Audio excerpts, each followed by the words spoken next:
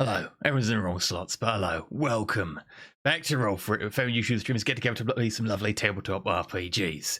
This is actually a very interesting one today. Mathis is going to be playing Ava, Dot is playing Ollie, and Ava's playing Dakota. And Bob, you're our storyteller, so I hope you're ready. Nice. I'm for it. It's going to be weird, but I'm for it. Hi, so welcome back to Vampire the Masquerade, where we're playing Sons of Shadows, the second season of Vampire. Can you give us your good mic? Oh yeah, you want my good mic, really?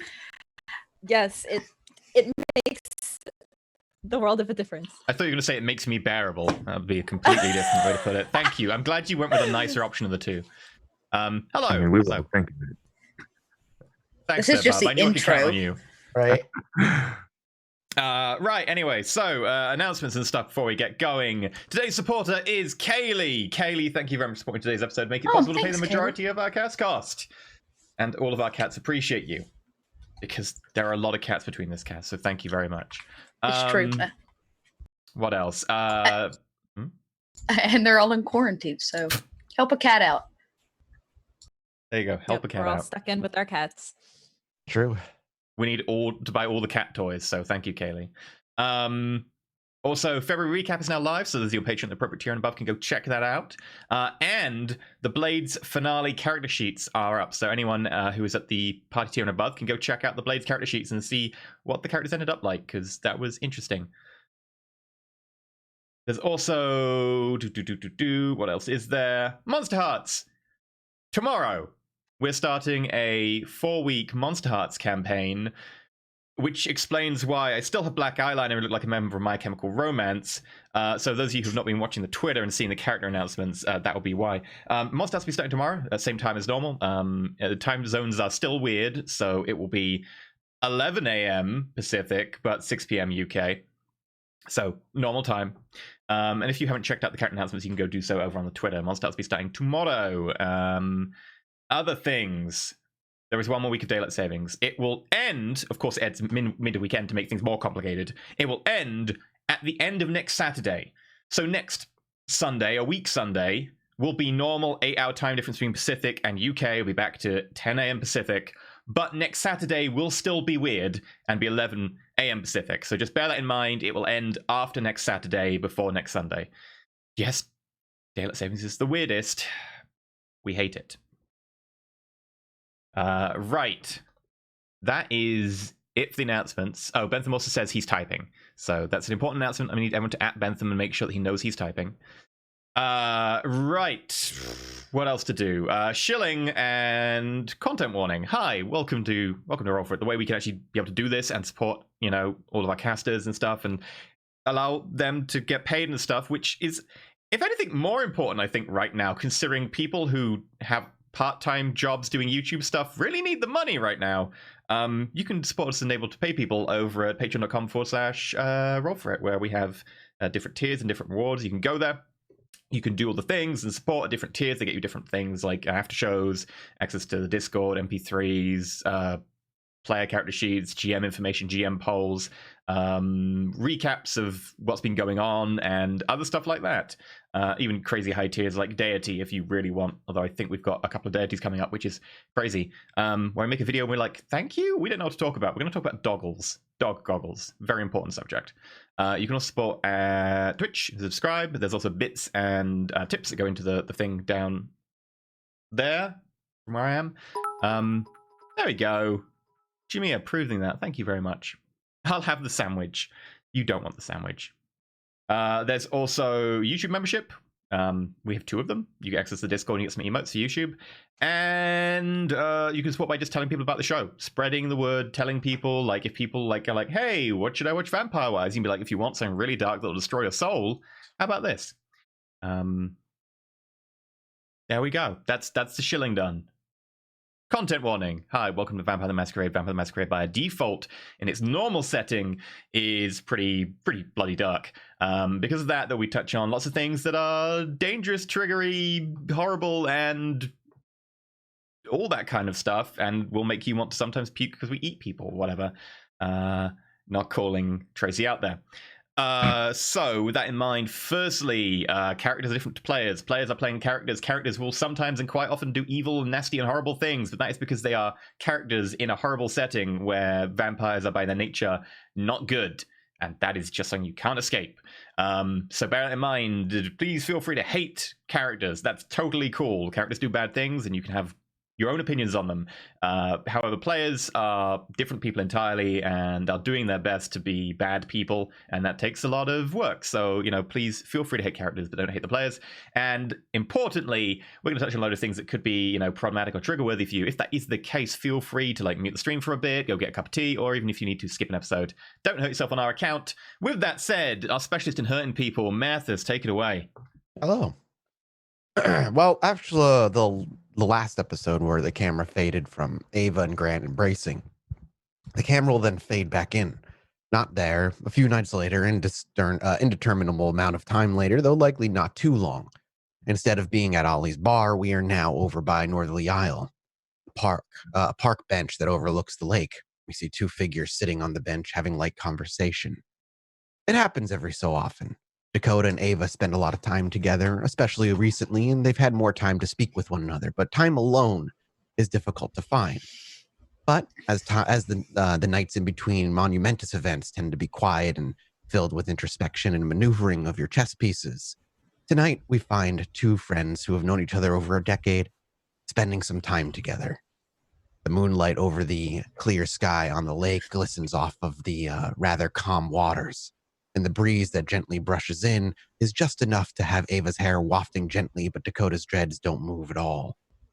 Dakota's legs bend a little bit more than, or I should say Ava's legs bend a little bit more than Dakota's do, since her feet reach the ground a little bit easier than Dakota's, though Dakota may be somewhere around 27, 28 years old.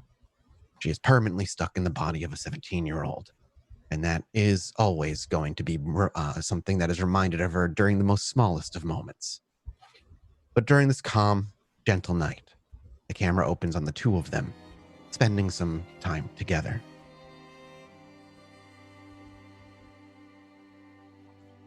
I imagine we'd sit there for a long time in silence, don't you think? Yep. Yeah. Oh, yeah. Okay. Yeah. Okay, cool. Take it away. Oh, yeah. So... It's nice to just sit here and relax for a few days. It kind of makes me uneasy. Does it? It's good to just enjoy the moment sometimes. I don't, We have forever to do anything. It's nice to just sit and not do anything for some time. It's true. That was very Toreador of you. How very Toreador. It's like, cool. That's so Gangrel. The Gangrel response. Yeah.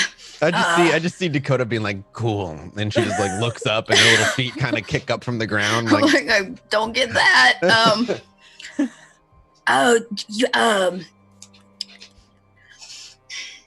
You're good with words, right? Some would say that, yes. And you Say that. you people better than I do. People better. Yes, I would agree. What's on your mind? So if you have feelings, how do you express them?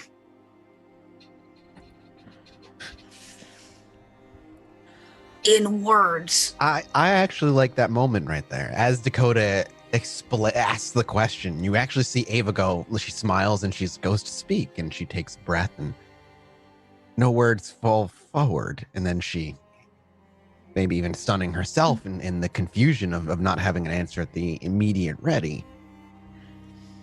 Not what I was expecting from Dakota. Feelings, expression. I think it's a feeling. You think it's a feeling? Very interesting. I'm curious to know more. Well, you didn't answer my first question. So, is there like a way to do it? A formula? A formula? A plan? Can I? It's not that simple, Dakota. It's not something you can just write out on a piece of paper like a math equation. I could write it. You can't. You writing is not always the answer. Sometimes, yes, it helps to write out your feelings. Again, not in equation way, but actually write them out. What's on your mind? See Dakota doing math on love. It would say question mark equals fuck. And to the right guy, they would agree. And then it would be ripped to shreds because math. What would Sunseer do? Yeah, right. Well, It's hard to just explain in words, Dakota. A feeling, an emotion is not something that you can always just talk out. Sometimes it requires action. Sometimes it requires... Like what? Well, again, it helps if there's a bit of context here, but... Oh, okay, say I have a friend. And this friend has, like I said, is not good with words, but has feelings they'd like to express to, say, another.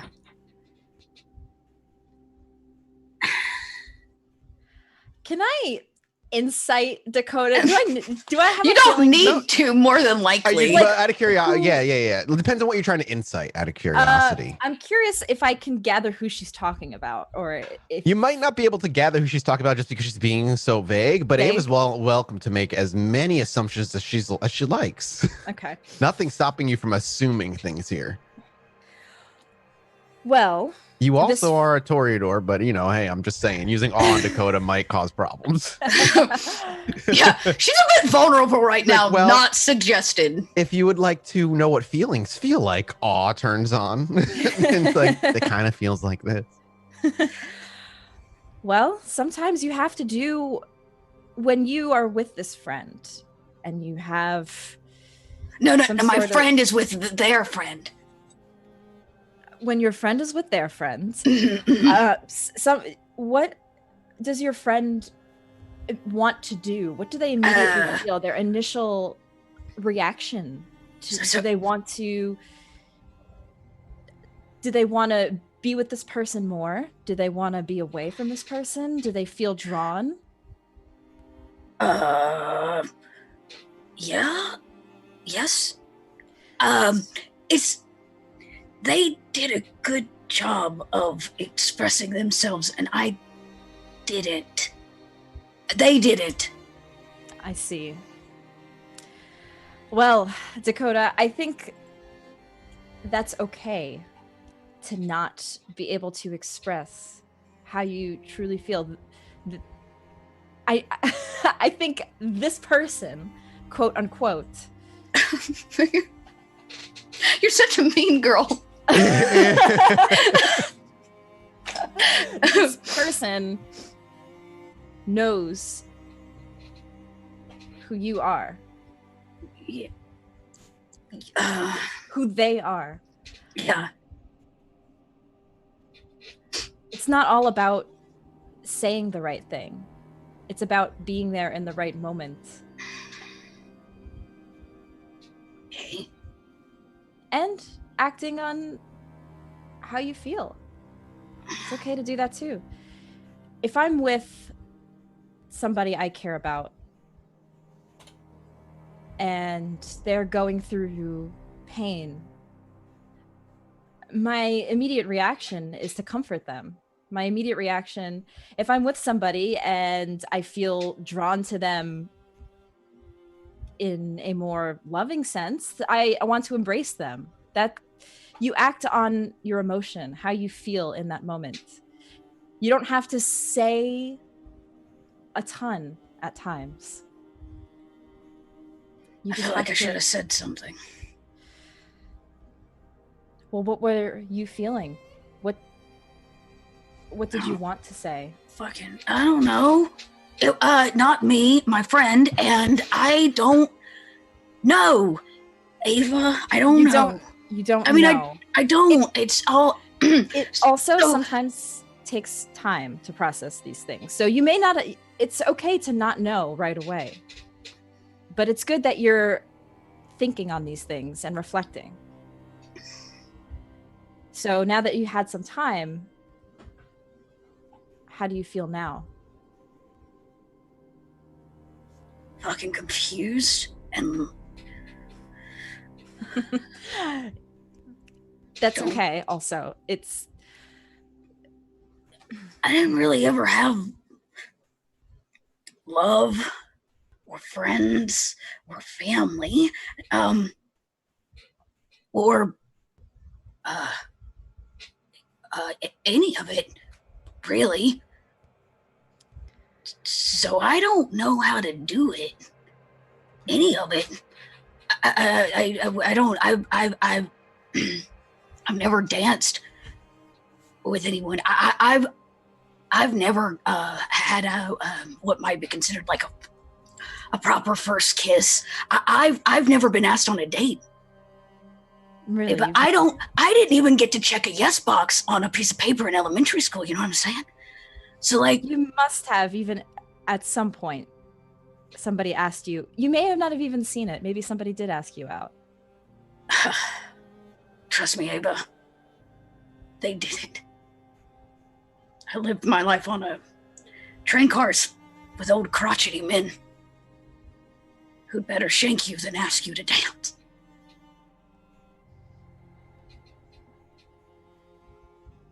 Well, the truth is, it's not. Love and feelings isn't how you would see maybe growing up in those romantic movies that you watch. I don't even know if you have or seen any sort of romantic books or movie, anything like that. It's not like that. It's really Like, not. they make romance books. They do, yes. I'll now that you're reading a bit more, maybe I'll pick up a few for you. And this is how Dakota was introduced to literary erotica. Oh god. I was like, yeah, take some of my Playboys. Dakota's going to well, be that's so new. frustrated if she tries that because Of all of that, she took away. Oh, they make romance books. Chat is killing me. I'm gonna have to stop reading chat. Okay.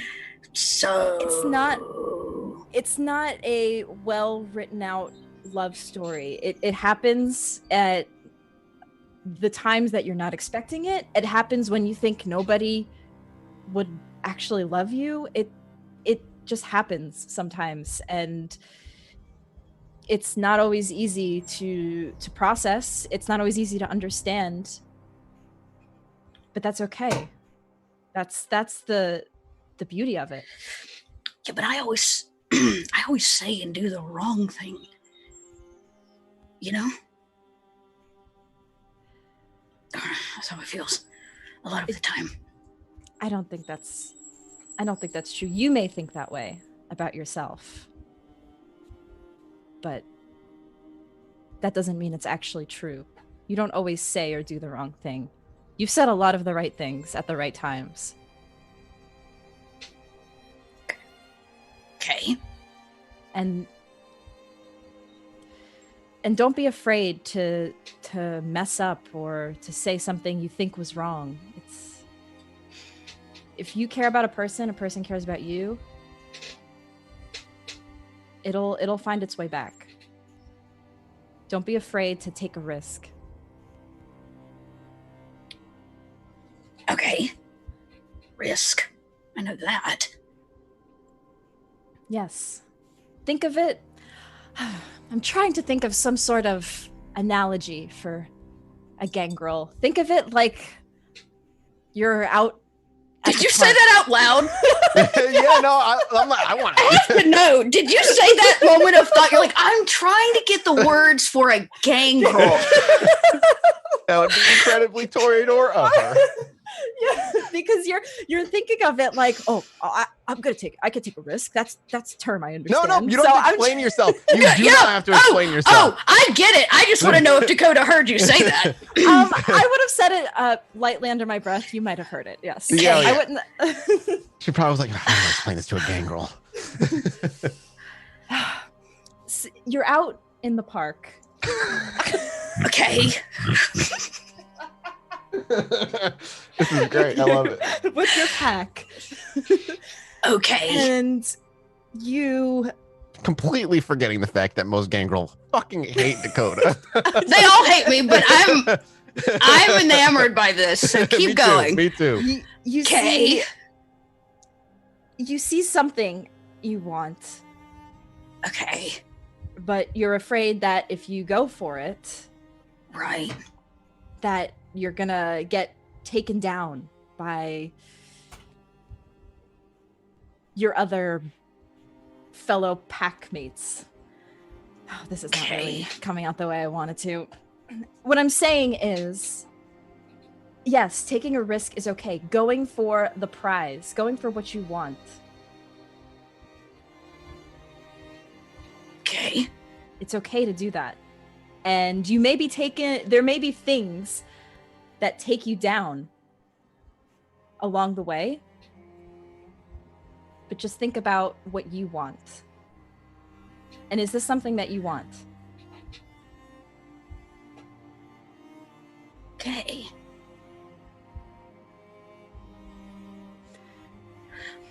That made a lot of sense, Ava. I tried to It's probably the most sense she's made thus far. But if nothing else, it's a direct parallel metaphor for what I'm trying to do with the sheriff right now, and that registered with Dakota. How about this? If you're unsure, there's a thing that we do, us Toreador. We go out. We all go out. Only Toreadors go out, but we go out. The last time we went out, I killed the closest thing I had to a father in public and drug him to an alleyway. That was a decade ago. The most going out I do is sitting on a... How about this? The person that you're referring to, whether it be you or some other person or whatever this analogy, this vague terms you're using, try going out with the person in a date sense. If you say you've never been out on a date, maybe give it a shot. God. Okay. Dakota could go on a date with... Oh my God. Ava could take her out on an example date. If you need help. A Toreador version of the perfect date. I would hurt myself. And when I say date, it doesn't have to be out to the club like you and I did, like I would normally do with a guy I'm seeing. I'm saying do it your way, your version. Okay. Something you enjoy that you think it would be cool to show this person.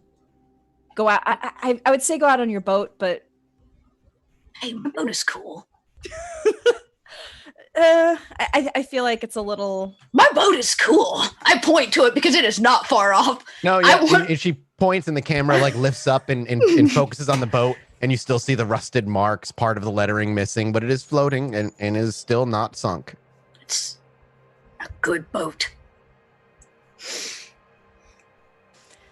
Just maybe give so it a shot. I need to ask him on a date is what you're saying?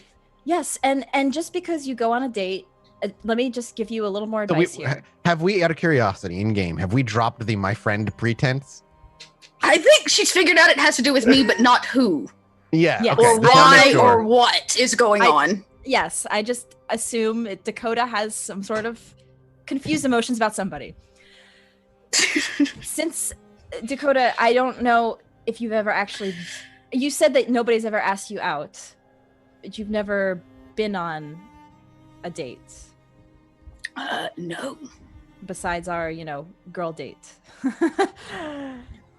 Right, okay. Doesn't always go the way. Okay, that's fine. Just because you go on a date doesn't mean you're dating the person. Going on dates is a way to express your emotions more, understand the emotions and feelings that you have towards this person. So I'm just trying to explain this so that you understand that going on a date doesn't mean you're committed, and you can just try to see how you feel. Maybe it'll go well, or maybe it won't.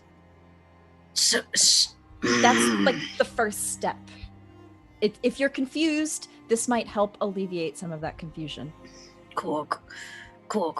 So, say I've spent a lot of time already with this person. Hypothetically, speaking. Well, that narrows it down. I added hypothetically to the end, which is a new word for Dakota. Obviously, that's the first of all, it's a big word. And second of all, she definitely put it in at the end in the most suspicious, but still, she said it out loud manner.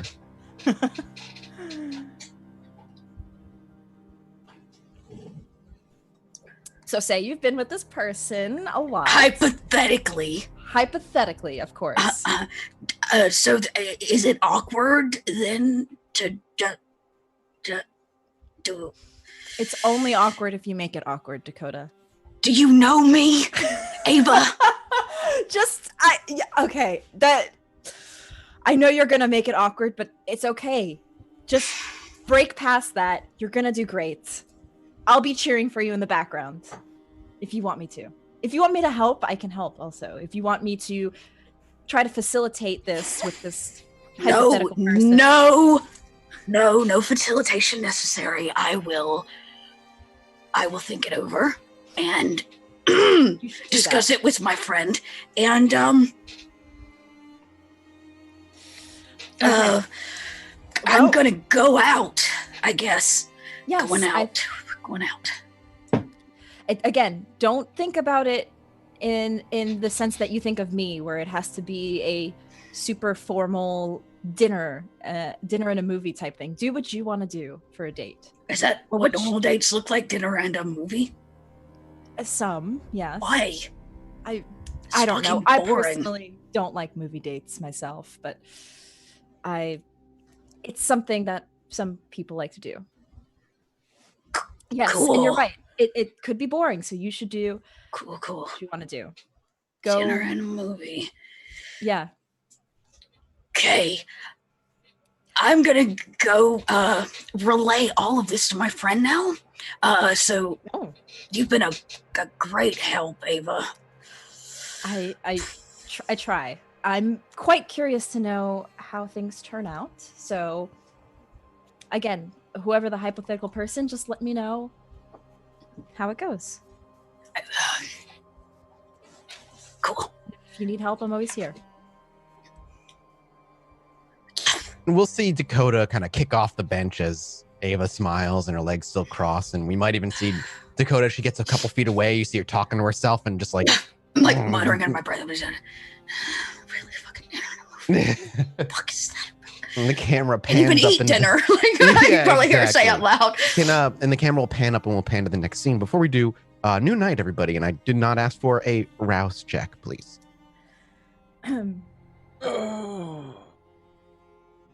Who's everybody's hunger at out of curiosity? Mine's at 2. Would help if I actually boot up roll 3. 20. Hey, it looks like roll 20 is doing better this week. Nice. Yeah. Yay. Okay. Pulling up Dakota. Rouse me. I'm at 2 hunger. I'm at 2 hunger. I'm going to use my ability to suppress hunger. Let me actually correct to make sure that's correct. Actually, no, take that back. I'm at 3 hunger. Okay, so everybody's at 3 except for Crowley, who's at 1, because you use your session ability to bump it down 1. Got it. The camera doesn't fade to black, however, it does speed pan across the city, down south and past the 55, where it tends to linger most of its time. right outside the lights out pub. It lowers itself from the skyline. You can hear the bustling, drinking, and camaraderie of the people who are inside enjoying a drink. As we meander through the front door and push our way through a relatively crowded bar for our Thursday night, we make our way toward the back. We actually see Ollie with an apron on, half off, helping out Grant in the back making food. It's, like I said, a rather busy night. But all of that gets interrupted when there's a gentle knock at the back door. Grant doesn't seem to hear it. He's too busy and engulfed with the busyness of the restaurant, but Ollie's keen ears and being a kindred picks that up. I meander over and answer the door. As you walk over and creak the door open, before you is a familiar face. You saw her a few nights ago and she's returned once more. She smiles warmly. An older woman who's only a little over 5 feet and her hair in a tight little bun. This time, no gift. She looks up to you, and as she smiles warmly, she looks down to the ground and says, I hope you got what I left. I did, yes. And is Ollie wearing it right now? Because I know we're wearing, obviously, the mask out here, but... No, Ollie's not wearing it yet. Okay, gotcha. She looks almost openly concerned. Does it not fit, or did I do something incorrect? Do I need to do a touch-up or anything before? No, it's not that. You've done an incredible job, as you always do. I'm having a bit of an internal thing. Something inside. I'm kind of fighting a battle. She kind of puts her hand up as in say no more, and she gestures to move inside if you allow her. I invite her in. You can do so, and you shut the door behind her, and she waits for you to lead her somewhere instead of standing right near this door. Sure, I'll take her to one of the rear rooms. Sure. You head back to one of the 2 rooms you have, and you bring her inside one of them. And whether you shut the door or not, she turns to you and with very warm eyes just says, now, please, talk to me. How can I help you? I don't know. I guess I'm having some... I don't know. I guess you could say it's like a mild identity thing. I haven't felt in a long time, and recently some things have come up, and I spoke true about how I felt about some things, and I honestly, Anna, is the second time I've taken off my mask for someone, and they didn't lose their minds. And it sort of shook me a little bit, but having you come back through, you said something similar. It's like it doesn't matter to you, and it didn't matter to them either. It won't matter to some. I'm just wondering if the mask is worth it. Is it worth holding on to this identity? Am I that person? Am I this person? Do you think wearing a mask is going to give you the identity you look for? No, I don't think so. I just... Ollie, I don't... And she moves forward and she places her hand on your arm. The world is cruel, Mr. Hopkins. It's full of people who would tear you down if it meant they get one step up in life. And there are those out there that if they saw you without the mask, they would use that as an opportunity. Or they would never do business with you. It doesn't matter whether you wear the mask. The mask is much like everything else in your life, a tool to be used. It's not who you are. It's simply who you wish others to see you as. You know who you are. I can't tell you that. I can't make you a mask to answer that. But I can provide you with tools to give you a leg up in a society that looks at your kind with an unwelcome eye, merely because you were gifted a curse. They all were. Yours is just a bit more visual. So with someone like you and me not needing the mask, it doesn't bother you. No. It was one of the very first lessons I learned in wartime. The people aren't the culmination of their wounds. I could remove all your limbs and your eyes and most of your teeth, but when you speak, you would still be Oliver Hopkins. That doesn't change.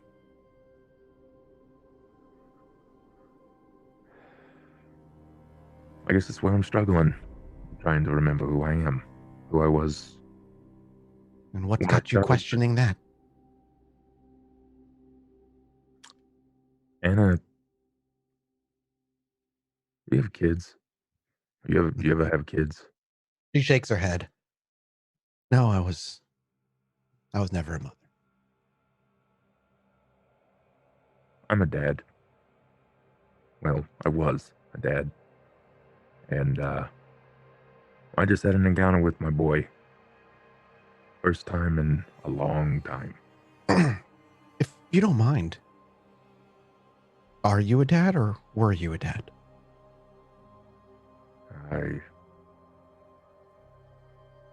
I don't know. I think I was, but I don't think this life allows me to be that anymore. You'd be surprised. There's a boy out in New York. I've only met him a couple of times. Tremere. Very into himself. Gets lost in his own thoughts. Thinks he's much smarter than he is. And sure, like many of his clan, they certainly know a lot of things, but he's young, naive. That means he makes mistakes. You know what mistake he made? No. He continued to be a grandson. Still sees his grandmother to this day, protected by his wards. The Camarilla knows that she exists as well, at least the New York's government. He's been able to, with some degree of success, merge his life as a grandson and his life as a kindred.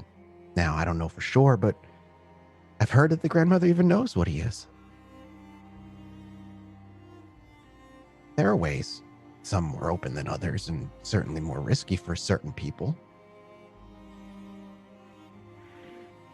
Yeah, I think my situation is a little different for quite a few reasons. But it's neither here nor there. I guess what I'm getting at is my boy coming back into the picture has sort of changed things because I made a decision to try to get him out of Chicago, and it bit me in the ass real bad. And when he's come back through, he's not the person that I thought that he could have been. In fact, he's much worse. At least for my kind. And, well, when I found him, he was doing quite a few bad things. Resulted in, I don't know, I guess me hitting a low. An all-time low. And... oh, my sweet Oliver. You're so young. You have such lower lows to hit yet. I'm sorry. I believe that.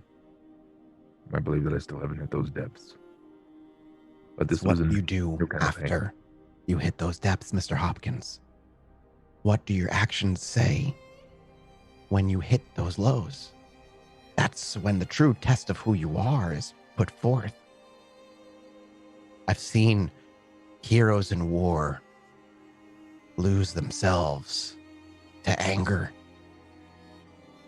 People who were good, people heroic, people locked away or treated like infants because they allowed themselves to be consumed by that anger and hatred. Your life as you are, while it may not be ideally comparable to the heroes of war, your life is a war every day. I've seen it. I've seen what it can do.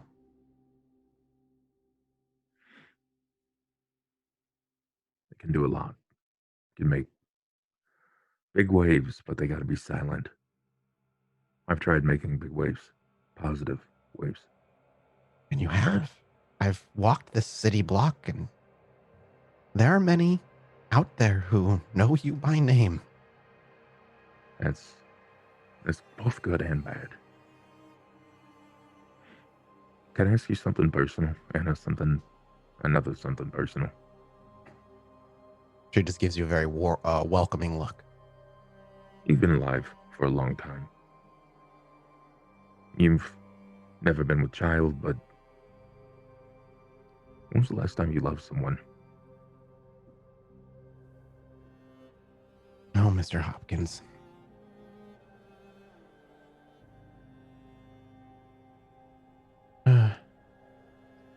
It's a personal question.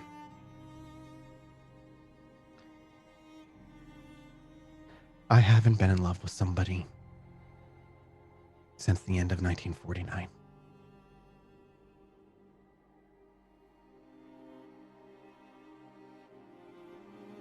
But I never forget what that feels like. You just And perhaps allowed yourself to love? I am not what you are, Ollie. I am still, in some regard, mortal. My ability to feel emotions is different from you all. That much I've learned. I can still remember what it's like to love him. To wake up in the middle of the night and the first thing I think about is, I hope he's sleeping well. Or what I'm going to make him for breakfast the next morning. I still wake up sometimes thinking I smell bacon cooking in the kitchen. Every once in a while, he would wake up. If his job required him to, and he'd make me a little breakfast before he went. I don't forget that. I remember that feeling, and I always will. The struggle for you. But this is all assumption. Don't forget what that feeling feels like, Ollie. And if you're telling me the re-arrival of your son is welling these feelings again, maybe allow yourself to explore them. Don't become the monster they want you to.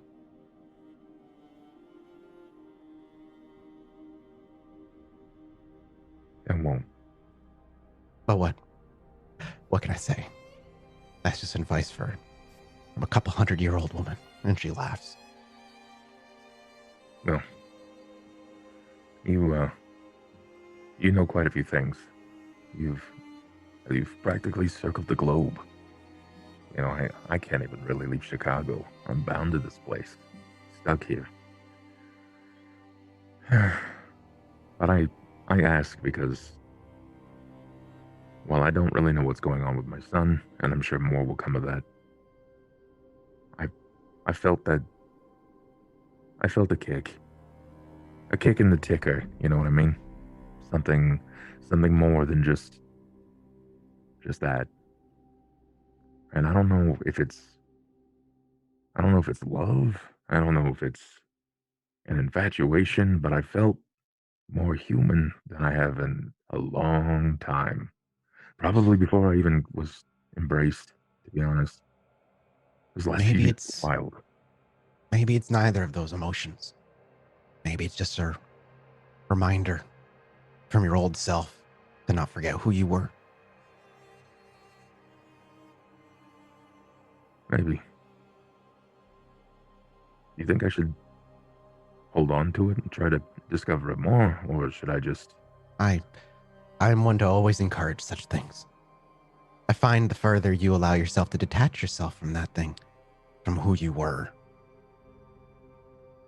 the more scary your kind tend to become. And she gives a very kind of like elderly giggle. Yeah, I understand. Well, thank you for the words. I'm sorry if I didn't give you the direction you were hoping for, Mr. Hopkins. It's difficult. I don't know if they're all right words, but I think that you've at least casted a light in a little bit of darkness. Some guidance goes a long way. Chicago could use all the light it could get. You're not wrong. But I thought you were headed back to Boston. I am. I'm leaving. I was actually swinging by to see if Ava was here. She owes me. I haven't seen her all night. I haven't seen her the past few nights. All right. Well, I'm not leaving until tomorrow evening, so I'll swing back early tomorrow. If she's here, I'll be collecting. If she's not, I'll leave it up to you to collect the debt on my behalf, Mr. Hopkins. I'll see to it that she's here, or that I can claim just as such. She walks forward to just give you a very gentle hug. I hug back. Until tomorrow night, then, Mr. Hopkins. Please, just try to enjoy yourself. I'll walk her out. And she follows, and will leave quietly in the night. You watch, actually, this time, as she turns to the alleyway and doesn't head to the streets, and you blink for a moment, or did you blink? You're not entirely sure. And suddenly she's just gone. An old lady disappearing in the alley. What a magic trick. The camera then blurs and cuts to another part of town, not too far from the Lights Out pub. We see Crowley in his haven, if you could call it that, as its door has been ripped off its handles and most of the inside is packed full of things. There's not much room for him. And while he's probably swearing to himself or organizing what best he can, there's a gentle footstep. It sounds like heels on hardwood floor behind him as he's bent over his fridge, maybe organizing some body parts in the nearby area to make sure he can pack as many as he can. But he hears it. Crowley hears the click of a footstep. Can I try and figure out who it is from like their footfall? I mean, it's a high heel. It'd be difficult to know exactly. You're welcome to make a wits awareness. Sure. We'll I'll kick on see. my heightened If you roll senses. ridiculous amounts of successes, we might be able to get something out of it. Oh crap, that's the wrong one. Sorry. I think right now he's tending to his bonsai tree. Okay. 5. You're not entirely sure, like, exactly who it is, but you limit it down. The people who have come looking for you for high heels have been Ava and the La Sombra. So you assume Crowley is going to... Ava normally narrows it down like, announces herself, or like is a little bit more like she'll make... Rose is more forward. So I'm going to take a guess, and Crowley just goes, "All right, Rose, what do you want?" You actually hear a very polite giggle behind you, and then a few more footsteps as she crosses the threshold and makes her way into your room. I like what you've done with the place, Mr. Alexander Crowley. Well, not much I could do with it, but I did my best. You don't plan on staying here for long, I hope. No, just gotta find somewhere to put down roots. I have a question for you, and I apologize the interruption. But you're a fascinating person, and sometimes I just can't get enough time with you to talk. Right. By all means. Have you dealt with the Anarchs all that much since you've been in Chicago? Talked to a few of them. Have you spoken to anyone that might worry any alarm bells for you? No one in particular. Well, good. Then he may not know you're here, or if he does, he's not looking for you yet or doesn't have enough information. Right, we're talking about Giovanni. Oh, how very observant. Right. I've heard there is one on the Anarch Council. There is. Anarch Council holds a lot of sway with Anarch territory. He's a problem. Right. No. Not just a yeah, right. I'm not looking to get you to do a job here. He's a problem for you too. I know. Good. He's a problem for us as well. I left that war behind. Yeah, well, welcome to Chicago. It was waiting for you here the whole time. Moreover, from my understanding, This particular Giovanni, whose name I do not know, was particularly devout to Augustus's long-term dream. Right. Can I get a from when she says that? Can I please get a intelligence occult roll from you? Okay. Any plus or minuses? What's your specialties right now? Specialties, athletics, DIY, medicine, performance, and academics ? None of the specialties give you a +1. Your bloodline gives you a +1 though, so Okay. I will give you a +1 for being Hakata. 3. Nope, you have no idea. You have no idea what the hell she's talking about. Something about race, I presume. Yeah, something about wraiths. I'm surprised you don't know. I was busy. May I ask, what did they tell you was the reason they were bringing him down? Well, the fact he killed everyone might be a pretty good reason. Vengeance then. Yeah, that'd be the one. Pretty common. It may be unsurprising to you, then, to hear there was obviously more to it than that. Isn't there always? Well, suffice to say, the Giovanni and the Anarch Council isn't very pleased with the turnaround of events in New York. Right. I don't want him trying to pick up the pieces of a broken plan. Okay, and what was the plan? How much do you know of the Shroud, Crowley? A fair amount. What do you think would happen if the Shroud had been removed entirely? Cats and dogs living together. Complete anarchy. Ghosts passing back and across, people losing their souls, people getting possessed. Us getting possessed. That's as good a guess as any. And our powers would be more powerful than other kindred, I'm presuming that's what you're getting at? She actually furrows her brow. That or the Abyss would completely devour us. I prefer the other one. Yeah, so do I. Well, I don't come to here to give you prophecies of doom. Mr. Giovanni himself is long gone, thanks to your kind. But there are those out there who still believe in his word. Chicago is in a very peculiar situation, Mr. Crowley. I think Chinatown has shown you that.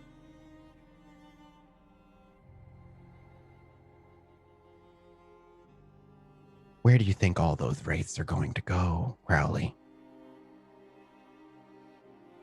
It's like a beacon in the middle of an ocean. Right. A lighthouse surrounded by nothing more than rocks. To the Dark Mother. And then... Before you go any further than where you are, I'm simply saying a place where the veil is already so thin is like a bug net in an area where mosquitoes are as thick as clouds. Right. I don't want the Giovanni to even begin to think he has a chance at continuing those works. Word of your actions or your people's actions are relatively recent here in Chicago. I don't know how much he knows. I just know that he knows.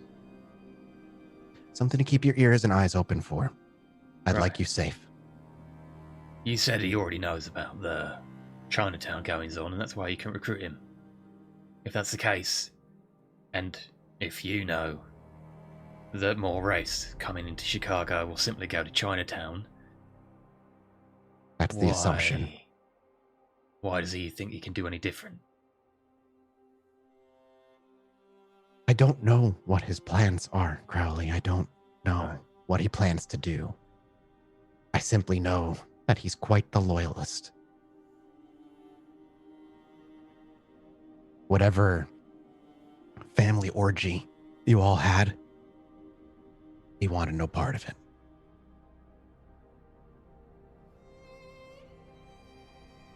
So we can talk more easily. Who is the Dark Mother in Chinatown?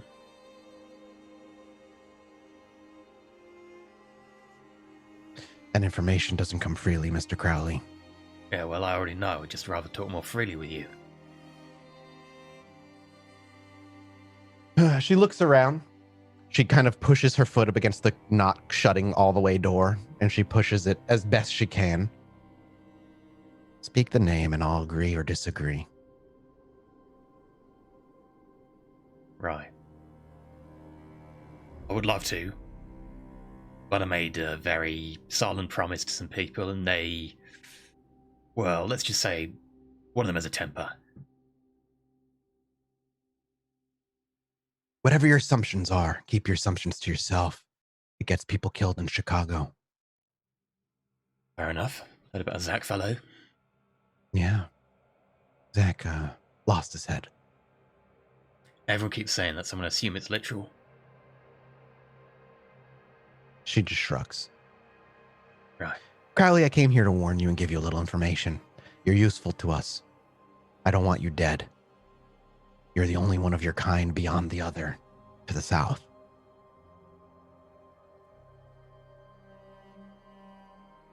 Just keep your eyes open in case he comes knocking.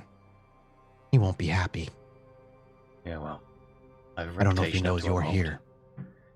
She nods. Oh, he probably does. Yeah. I wouldn't begin to know.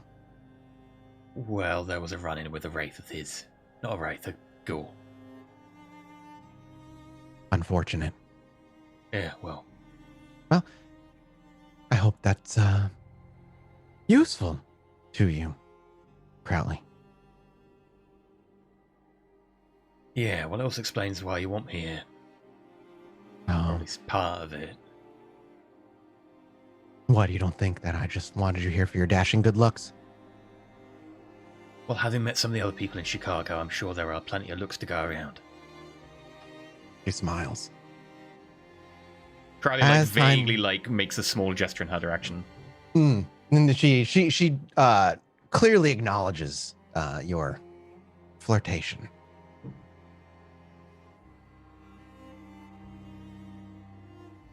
Just don't be doing anything stupid in the meantime, Crowley. I'll try not to. I hope not. She then, with that, she actually just takes a step back. And she doesn't leave the room. You see the shadows in the room bend toward her, engulf her. And as it goes pitch black in a corner, instantly all the shadows snap back to their spots. And she is long gone. Crowley makes a mental note to buy brighter light bulbs.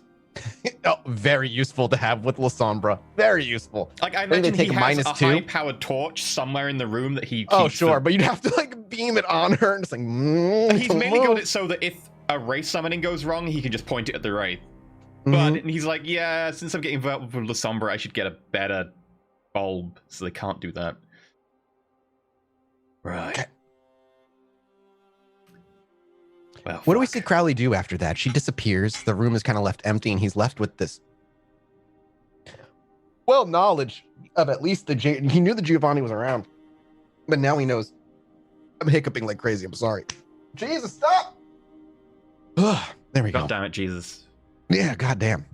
But now he knows at the very least that Giovanni is a loyalist, perhaps. He's gonna go to the pub. Okay. When you actually make your way to the pub, this will be as Anna leaves. Different pub. Oh, different pub. Oh, we're going to the Anarch pub? Yeah. Okay, the one that you were at with Ava before? I need information on Anox. Absolutely. So Crowley makes his way out. Doesn't go too far, maybe about 20 minutes south, to the hole-in-the-wall bar with the pool table in the back, a dartboard with darts all over the place and all the holes in the plywood. And behind the bar is a familiar bartender face. She smiles and just gestures to one of the many open seats by the bar. And she looks to the beer behind her and says, "What can I get you?" What was her name again? I did get her name. I just didn't note it down. Oh, jeez. Let me get my name out. Sorry. No, it's fine. I wonder if I have her name. If you have it, you might be able to get it faster than I am. Let's see.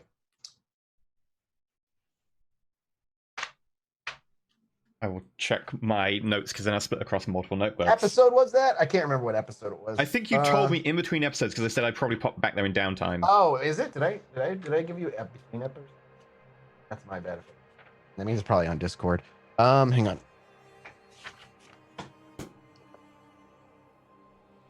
Nothing. Also, I should probably take this time to remind you that I have Obvious Predator ×2 in case it is relevant to any mortals in the bar.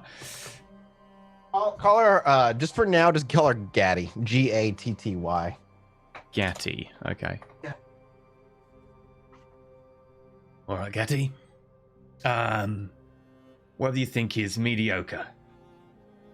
She, without hesitation, spins around, grabs a Corona, and hands it to you. Right, okay. Is it a thing in this universe? I hope not. Well, it doesn't affect you. Crowley would care. Right. Not that I didn't just come here for your charming good looks and conversation, but I want to ask a few questions. Sorry I'm a bit blunt, but I don't know what else to ask. She leans forward. Ask away, handsome. What's up? Apparently there's a Giovanni in town. On the Anak Council? Well, it was nice talking to you. And she stands up and she as she looks around, you realize there's quite a lot of people around. And she makes her way out into the back kitchen. Crowley's left there for maybe an awkward 5 or 10 minutes. Does he sip on his Corona at all? We don't need details. I'm just curious if he's sitting there awkwardly sipping on the thing or not. Yeah. He'll sip on it for like 5 minutes. And he's going to observe his surroundings because I want to check if anyone Wits is awareness. specifically like, she didn't talk to me because someone else is here.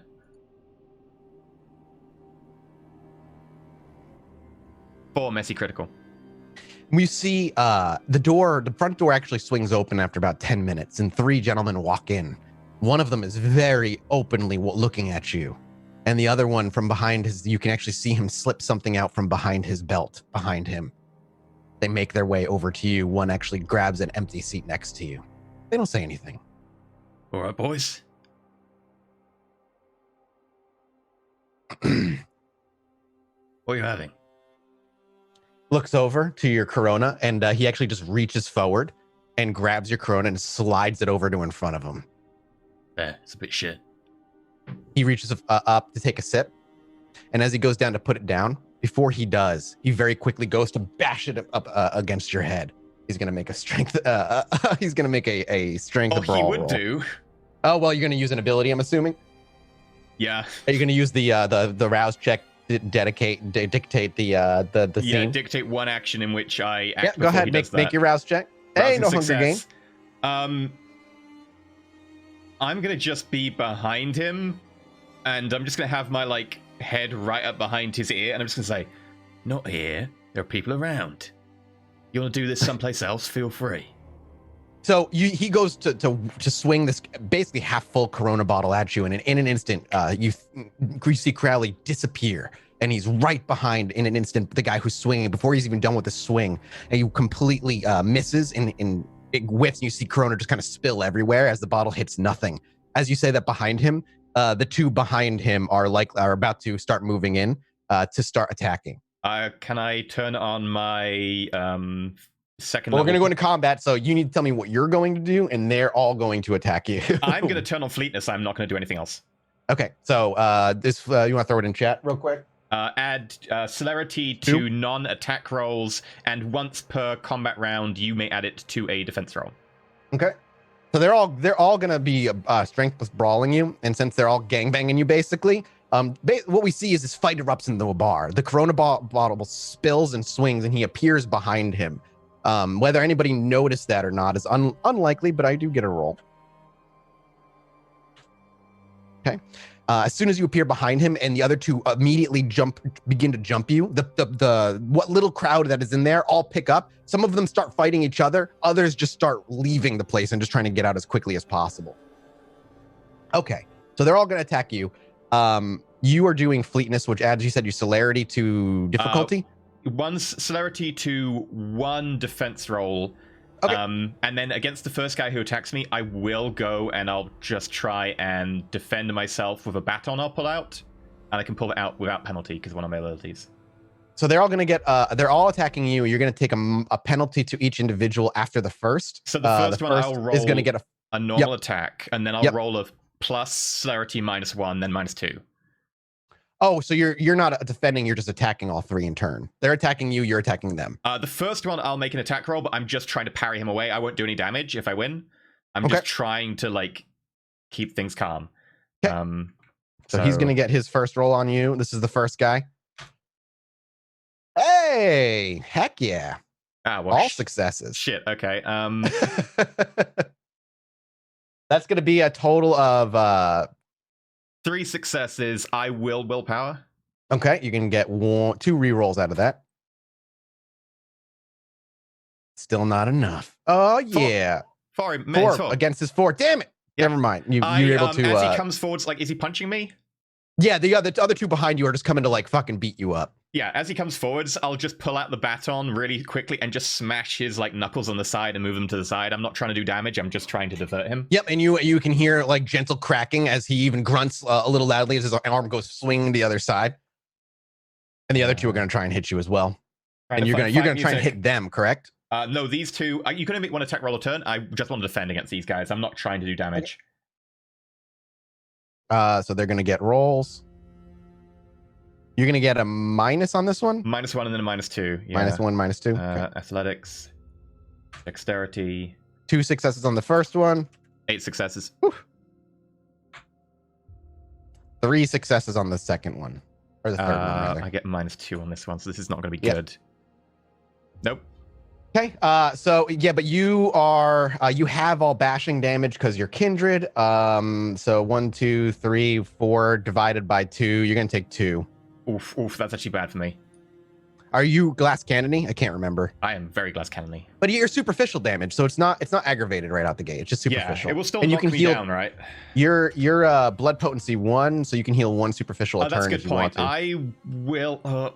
I the will other guy rouse check. comes, like you said, the other guy comes swinging in, and you're able to quickly step and use his momentum against him to have you go kind of past you, and he collides with the bar top over behind you. While the second guy catches you by surprise as they attack at the exact same time, and he actually hits your ribs real hard. And if you were mortal, fuck, that might have broken something. That might have actually done a lot of damage. Instead, it hits, but it's kind of a blunted feeling, and it sets you back about a half a step. Okay. Next turn, what are you doing? Fuck it.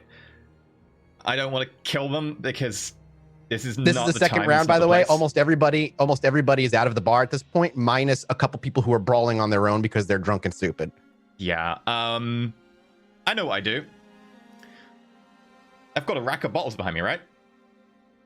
Yeah. And behind you over the bar, you'd have to hop over the bar, but you have athletics. It'd be a dex athletics check.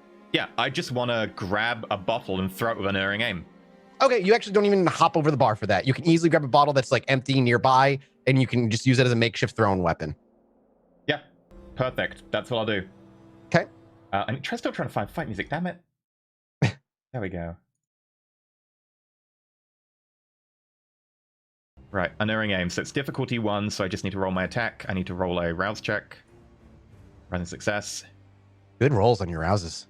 Ugh, This is the danger of Crowley, though. Like if he had rolled hunger on both of those, really he fast. suddenly would have been screwed. Like he would have been in bad shape. And then I get +1 on thrown attacks. So And they're gonna try and attack you. did So that we'll see how well they happen? do. 2. I'm gonna willpower. Okay. And they're gonna get their attacks. So 4 with that. Okay. The first one. 3. I will defend. And then 1, and then that, and then 5d10 on the last one. 3. -2 on the last roll. So your 3 ties with beats my 3. It's the last one. That last guy is the bigger of the dudes, so it makes sense that he's getting hits in. And That 4. was a -2? Holy shit. Oh, sorry. That's with the celerity at minus. I think that was -2. I could be wrong. No, I cocked that up. That should be -2. That's -1. Sorry. Okay, yep. Give me a reroll. Whoa, wait, no, that's wrong. It didn't add my. Yeah, see, what the heck? Sorry, Very strange. I'm cocking it up all today. It's all good. There we go. I will willpower to not get hit. It's Okay, just a 1, punch. 2. It is a punch. I mean, he's going to do damage, but again, unless you heal it, it's just going to be superficial. I'll take the punch. Okay, so he once again hits you for this time. Half rounded down. Actually, is you're still going to take 2. So he's going to punch you again for 2 more superficial. Wait, as he, just the net hits, and the net hits on that is 1. he's getting a +1 Okay, so he should do on top 1 of plus it. 1? He's getting he's getting an additional +1 to his damage with this guy's punches. Only this guy. Yeah. Um, Okay. So he's going to take another 2 as he cracks in the same spot again. This time, just hammering away, trying to hit you in the same area. Like you can start to feel you like the bones like cracking and breaking inside. What are you at now? 4 superficial out of how many? 5? So you start turning into aggravated in the next punch. All Yep. right. So you did okay. What's your next round? What are you doing for your turn? Did you do your turn? Did you do your attack? Yeah, I threw the Yeah, bottle. you threw it. You threw the air on I airing hit him aim. with 4 successes. 4 successes. Wait, why didn't I see that? My bad. It doesn't matter. It's the first guy who missed you anyway. He's still standing, but he's bleeding out of his nose. Okay. It cracked him right in the side. You could see you broke his nose with that hit. You know what? This is technically not my specialty. 4 + 1 halved is 2. Wait, it should be the net hits, so it should be 1 plus 1 half. 1 + 1, and then my bad. Then I didn't take away your minuses because of some dumb Okay. reason. You're still gonna take 1 though instead of 2. Yeah, in which case I'm still only at 2 health, which is still a hit. Mhm. I'm gonna go to my specialty. I'm gonna try and just disappear. How would I do that? You could just fucking run. You have celerity. It would will. look like you disappear to them if you just blink out and you're gone. I want to disappear, and then as they're confused, I want to pick them off. I'm gonna Batman. Gotcha. Okay. I see what you're doing. I thought you were just trying to leave the area. Yeah. Ideally, what I want to do is disappear in the bar and then turn the lights off and then hit them one by one. Let's see. Well, what do you have that can do that right now? You have I Oblivion? can move very fast because I've got the ability to move very fast. I am amazing at stealth right now, and if need I mean, be, your Crowley's best bet would be probably to flicker out of the bar and then sneak back if he really wants to, because he didn't have the ability to like vanish, so Yeah. to speak. So I will rouse to do my just take an action, rousing success, and then Okay. do you want to just roll a stealth? a deck stealth. Okay. You're just Like- trying to Cock this up. whip out of here. Well, did you want to use an celerity ability to get out of the bar? Yeah, that's what I did. ASAP. I used the gain extra action thing. Okay. So effectively, like I move instantly fast, and I'm gonna try and just get him into like I assume it's like a kind of like an open like bar with some rafters and lights coming from them. Oh, you're thinking way too fancy, dude. Oh, There's way too no fancy, rafters. okay. This is like a hole in the wall. Like the roof is I'll dive behind the low. bar further up then, or something, Concrete. yeah, concrete bar exactly. and then I'll pull the shadows around me and get 5 successes. Okay. And so we see Crowley kind of assess the situation, realize the place is emptying, and while he certainly could probably win this if he decided to withstand it, he's not in a position where he wants to be taking any more hits. So in an instant, he takes a step away, disengages, and he blinks out the front door. He rips the shadows from the nearby areas, he steps into an alleyway, and he disappears and is going to make his way back inside. So what's the plan here? To head back and just like you said, pick him off kind of Batman style? Yep. There's not much in the way of like places to hide here. So does Crowley head back into the bar where it's relatively small, or does he wait for them to leave out of curiosity? If I can turn the lights off in the bar, Give me a, let's see. You just want to kill the power of this particular I'm building. outside. I could Yeah, just... so you can walk your way around the building, and we see Crowley kind of hit down an alley, and he just walks around until he finds what is essentially a giant fuse box. Just grabs the giant thing and pulls it, and just as the whole building loses power. You can wits awareness me. Okay. When you do that.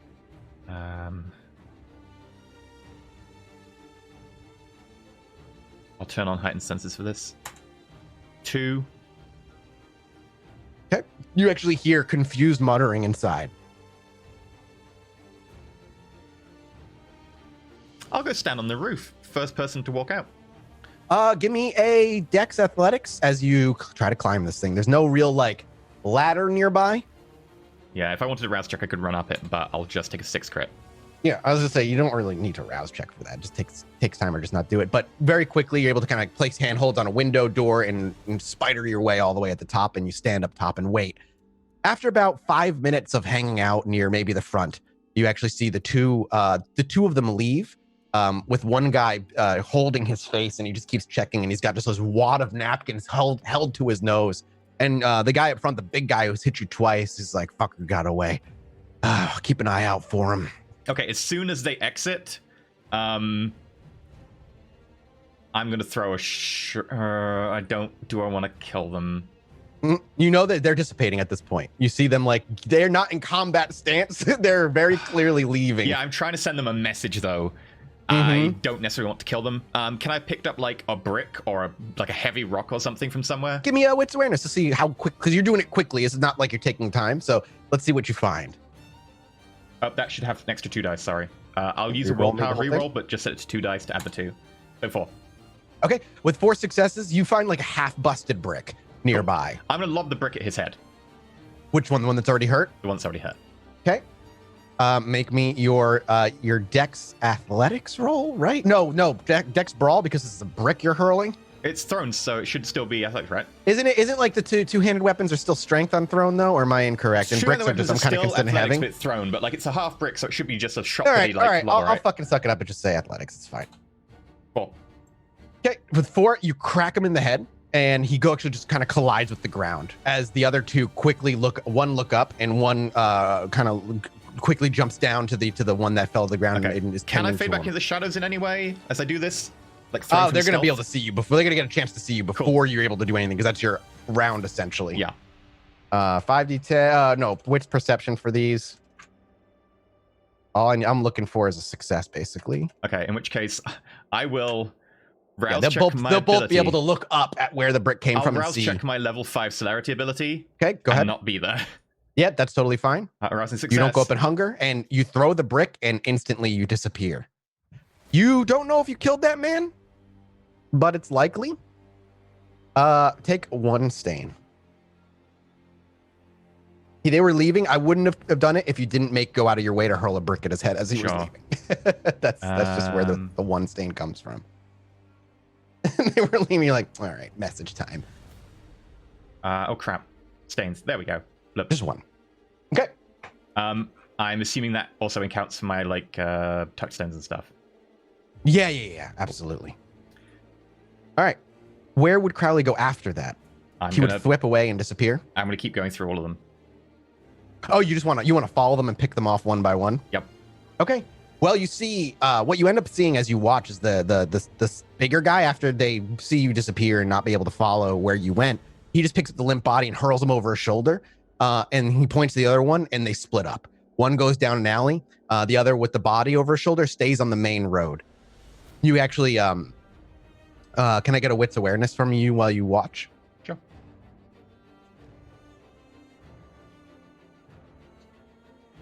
Sorry. You actually, you could see him reaching into his pocket, and you see him pull out a cell phone. So, we don't need to go through the combat here, because it's just, it's basically going to be a chase. So the question is, Crowley wants to go, and you want to take care of all of them, right? You want to follow each one. As they split up, your immediate is going to be, you have to choose. Who do you want to go for? The one that went without a body, or the one that went with a body? The one that went with the body is the guy who did the most damage to you. He's the one that punched you twice. Yeah.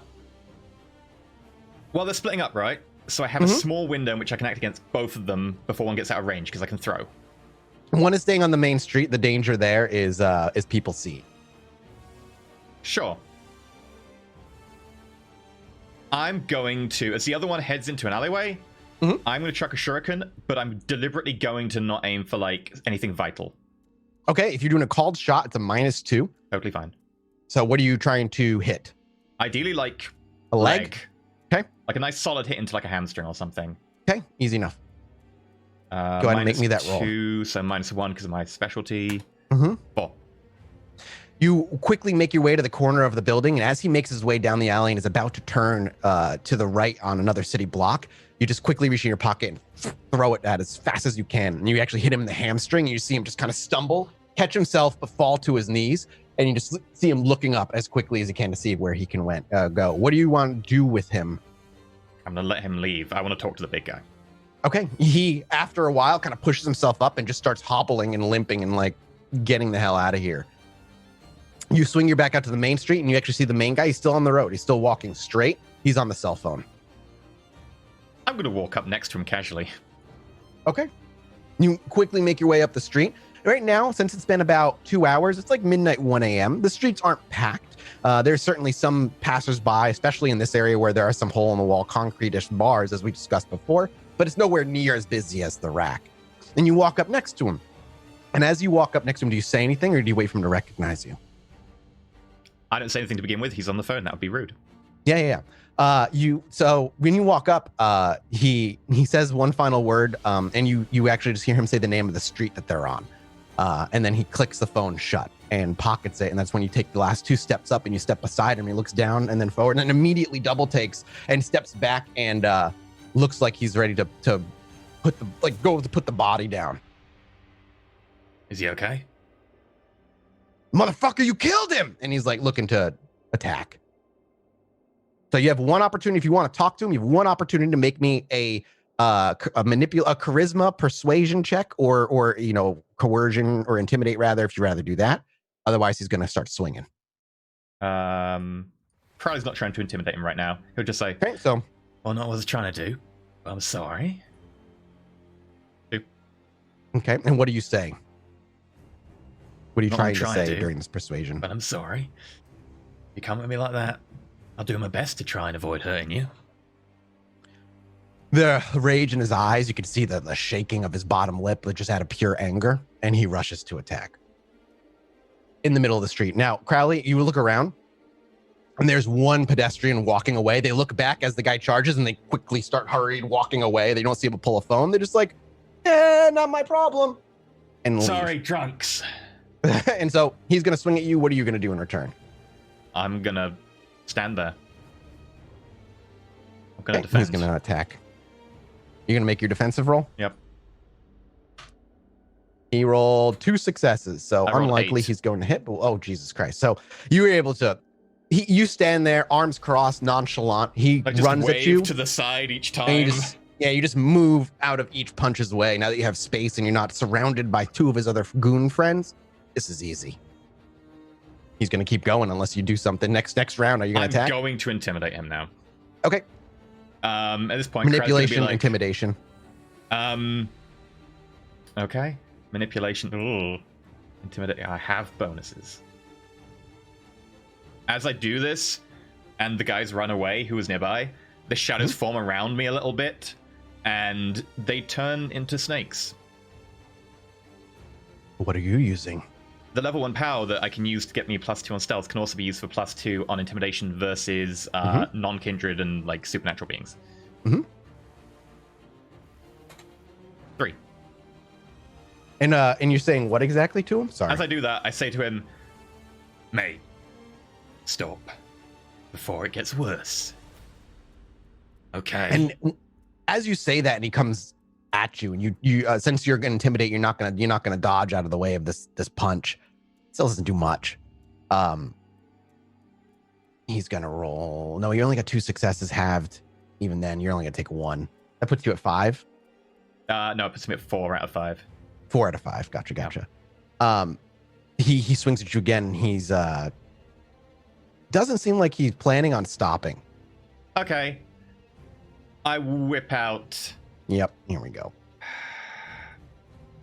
His friend, clearly, whatever his friend being all fucked up is completely tilted him.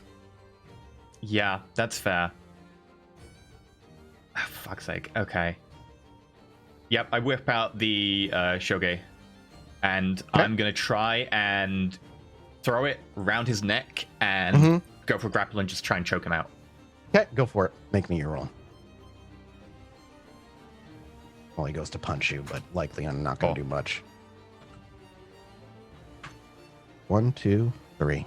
And you beat it with 1 success. You're able to outdo his punch, put yourself some distance, and whip the chain around his neck. And you actually just go around the corner of a building, using the building's brick corner as leverage, and you just kind of hang on and yank on that. And you can feel him struggling, and every time he gives you more chain, you're faster than him, and you can eat up the slack faster than he can do anything. Is it like And an before overhanging long- like lamp or something nearby? Sure. I chuck you it do over that, so. and I'm gonna hoist him up. And you just kind of yank him and start choking him out. And it doesn't take long, 10 seconds before As he's being choked out, I'm gonna talk to him. he's doing his best to listen before he goes unconscious. Right, mate. keep this in mind. And I've only got a few seconds before we pass out. I'm gonna leave you alive. I'm sorry about your friend. Don't come at me like that. I tend to react badly. I don't want anything to do. Oh, god damn it.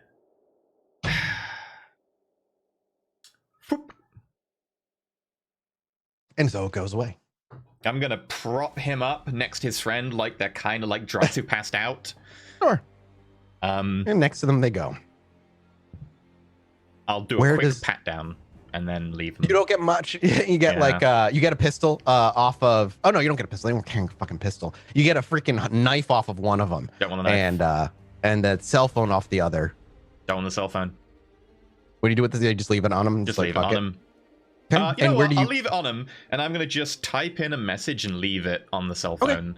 Okay. If you want to send me the text message, you type if it matters. You're welcome to. Where does Crowley go after that? Does he like wrap the get the hell out of this area? That's the important message I leave on the cell phone. Okay. I like it. I like it. I like it. Okay. I'm gonna go and I'm gonna see if I can find the guy who crawled away. I don't really desperately need to find him, but I'll go in his direction and see if I bump into him. And so we see Crowley kind of go and then head back and start trying to hunt the last guy down. The camera will cut again, back to the north of the city. This time, a lone corridor meanders the streets of a well-packed rack. Where does, out of curiosity, when Ava has time to herself, when she's not surrounded by her coterie, where does Ava spend her time? Ava is back to her old self in some ways. Mm-hmm. So she probably would go out and socialize. And some of To her, the rack? Yeah, and some of her usual old spots. The rack is a good one. Okay. As you make your way down to the rack and the clubs pass you by and the smell of mortals through you, as you begin to smell the sweat, the blood, and just the sweet vitae of mortals that surround you, you realize that for the first time in a while, the smell of them, the thought of feeding on them does not nauseate you. In fact, you feel a little hungry as you smell them. You continue to wander, and you pass by one of your old hunting grounds. The velvet curb. I don't fucking know, some bar that I just made up. And as you walk by, one of the bouncers you recognize, one that usually lets you in with a smile, ignores you entirely. Ava walks up to him and even tries to use her own charm. Your name usually is on the list, and you're usually allowed in, but he looks to you and says, "Sorry. Everybody got to wait in line." And he gestures to a line that is rather long. I am going to. I'm just gonna turn it on. Okay. I think that is. Actually, no. We're gonna do entrancement on this guy. Okay. Because I want to get in, and so I will say to him.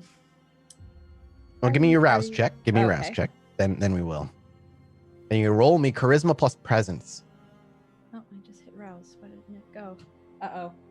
I hit rouse. It might. It's all good. No rush. No rush. Sometimes roll 20 is done. It might. I clicked it 3 times, so we might have 3 rouse checks in a moment. Nope. Come on. I'm just gonna try. Okay, frenzy works. Hold on. Let me see. Let me refresh. Roll 20 real quick. You're good. No worries.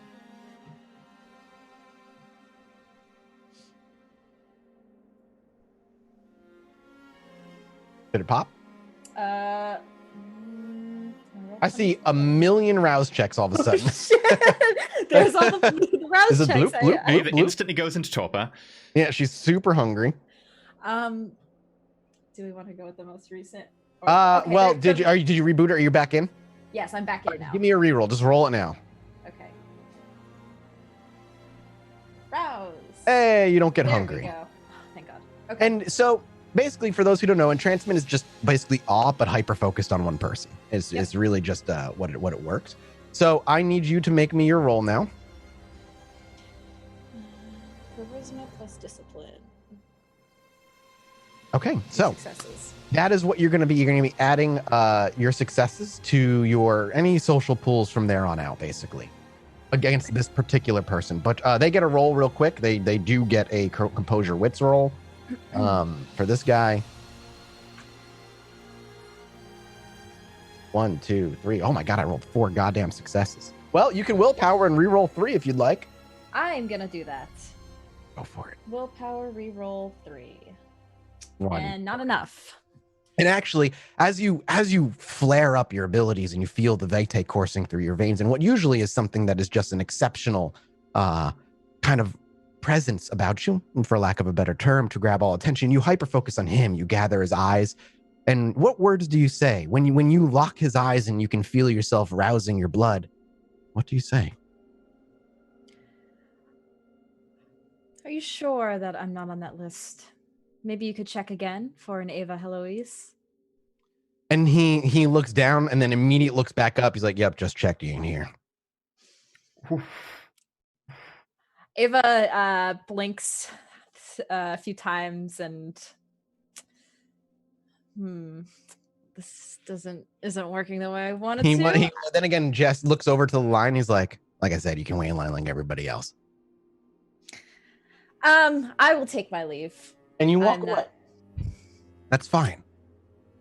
And you walk for a while before, maybe like 20 minutes or so, looking at the people in the clubs and well, you know, Ava could pull any of these drunkards out of the sidewalk. You could drink any one of them if you so choose, and the thought doesn't nauseate you. But for your first drink after so long, do you really want to just feed on any old person? And as that thought wells to the surface, an arm slips between your arm and your body and locks yours and walks side by side with you, in step with high heels, long black hair and a gorgeous dress, and an incredibly warm smile, as Rose once again greets you in the rack and begins to immediately pull you away from the main road. I thought we talked about this. Oh, you came at just the right time. Best friends tend to. And she smiles and giggles at that joke. It's clearly says it as a joke, not in a way that's threatening. Yeah. Well, I was just meandering about. It takes a little while to get back into the swing of things, I think. Ooh, bub. It's like a freaking huge flash of like lightning. That was very distracting.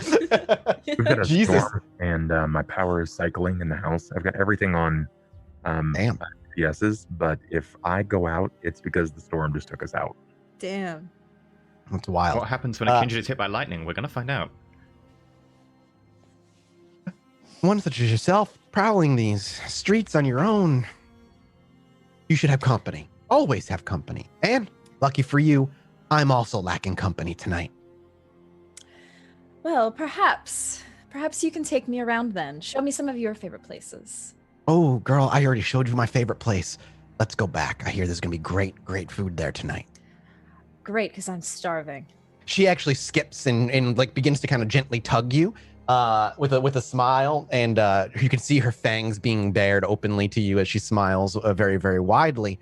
And once again, you're brought back to that same club that you were brought to before. She speaks to the bouncer, and without even any hesitation, he steps aside. She barely needs to say hi before she slips in. You make your way up to the second floor VIP area, and this time, while you are given an empty room, she stops out on the outside, and she looks to you. I have a game. Are you interested? Well, I'm kind of bored, and the club is rather full tonight. So, here's my proposal. You let me know what you think. We each go, split up, head to the floor, dance floor, and we each find somebody to our taste. We bring them both back up, and whoever agrees to eat our ass first, we kick out and we drink the other one. And she just smiles. I love it. She claps and she goes, "Let the games begin," and she walks away. Okay. Head down. Head down to the dance floor. To the dance floor, and you are going to look for somebody worth feeding on. It has been a long time since Ava has fed off of anybody of non-animal like types. Out of curiosity, is there a particular flavor of blood Ava is currently hunting for right now? Something sweet, something bitter, something drenched in a particular emotion? Is there a particular emotion she'd like to gorge herself on tonight? Oh, that's a great question. She very much, it's been a while. She just wants something super desperate for and super lovey and desperate. Okay. So we want to go desperate? Yeah. Okay. She has not really fed on that Desperate type men. in quite It's a Ava's while. favorite. I mean, it's true. It's very true.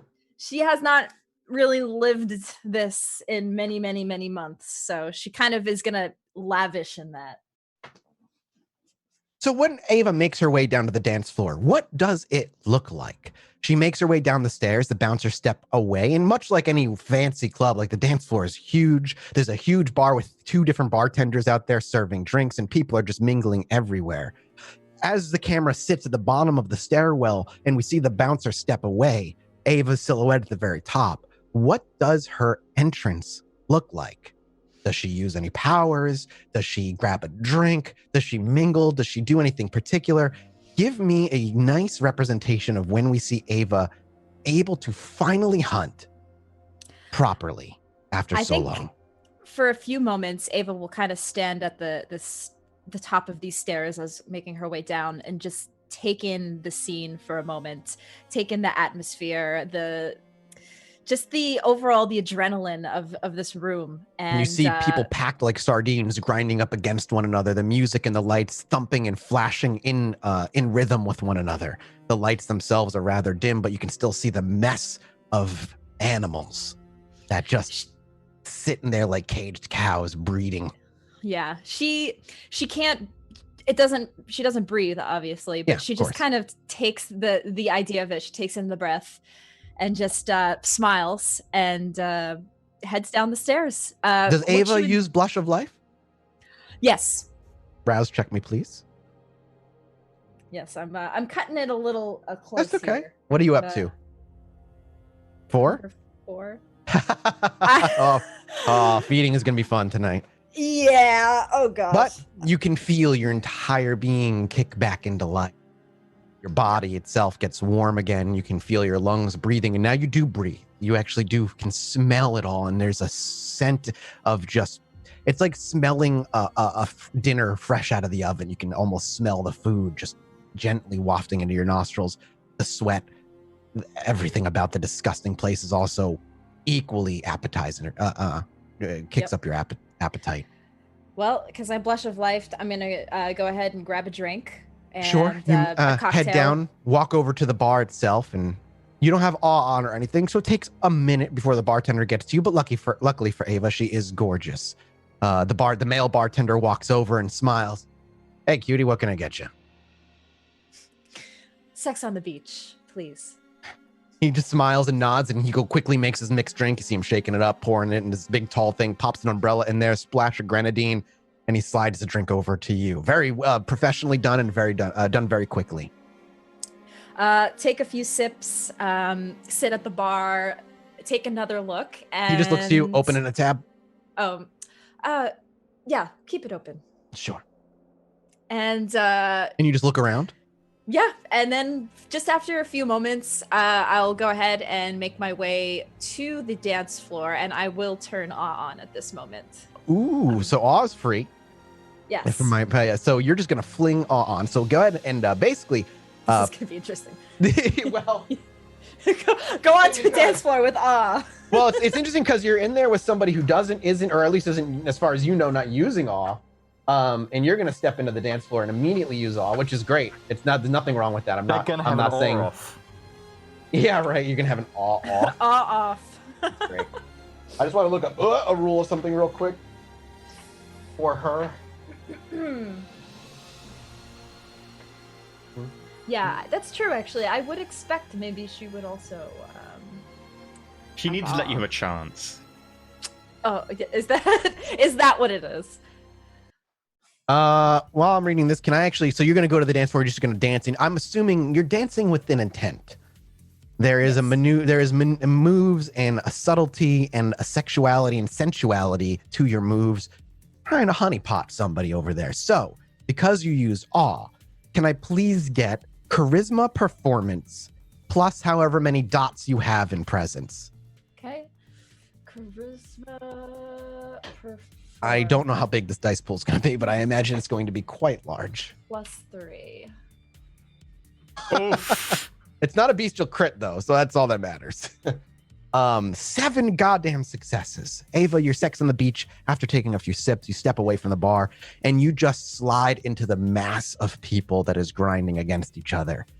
You take a moment and once again, just breathe it in, maybe take a sip of your sex on the beach and allow yourself to enjoy it, to let it roll over your tongue and taste the sweet, different fruity flavors and the last bit of grenadine to give that sugary finish, slide down your throat and sit in your stomach for however many hours it's going to.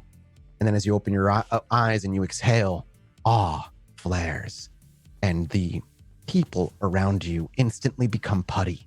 There's about 5 or 6 dudes and women all mixed, stop dancing with each other and just very naturally begin to dance toward you. A few people trying to gauge your attention and grab hold. Others all begin to just slowly begin to work their vision toward you. The dance floor particularly, what was once a giant mob of people, just people enjoying and dancing one another, suddenly became a very focused congregation of people enjoying the best dancer in this club, bar none. The woman with high heels, a half-drunken sex on the beach, a dress with a slit all the way up to the tip of her thigh, and the way she moves, always just showing just enough to get everybody's curiosity going, but not enough to sate that curiosity. The plunged neckline also adheres many, many eyes. And as you smile, it's almost as though you don't even realize that these people are paying attention to you. Now, of course, Ava does, but why give the people what they want? Wits perception or wits awareness as you dance around and enjoy the attention of so many people. And you see in the distance, not too far, but you see your friend having a very, very, very bright and a friendly conversation with a couple of others. But the two of them quickly catch your eye, and the conversation seems to drift off. As mid-word she speaks and the other two just walk away completely and begin to dance on the dance floor. Ava, you have your pick of the litter here. And since you have a very particular flavor in mind, a young woman, maybe no more than 22 or 23, walks by and you can smell the hormones on her as she presses herself against you. You can smell how horny she is and how desperate she wants time with you. Just by the way she acts, she grinds up against you. She's young, she's super cute, and you have her crystal blue eyes locked on you. Okay.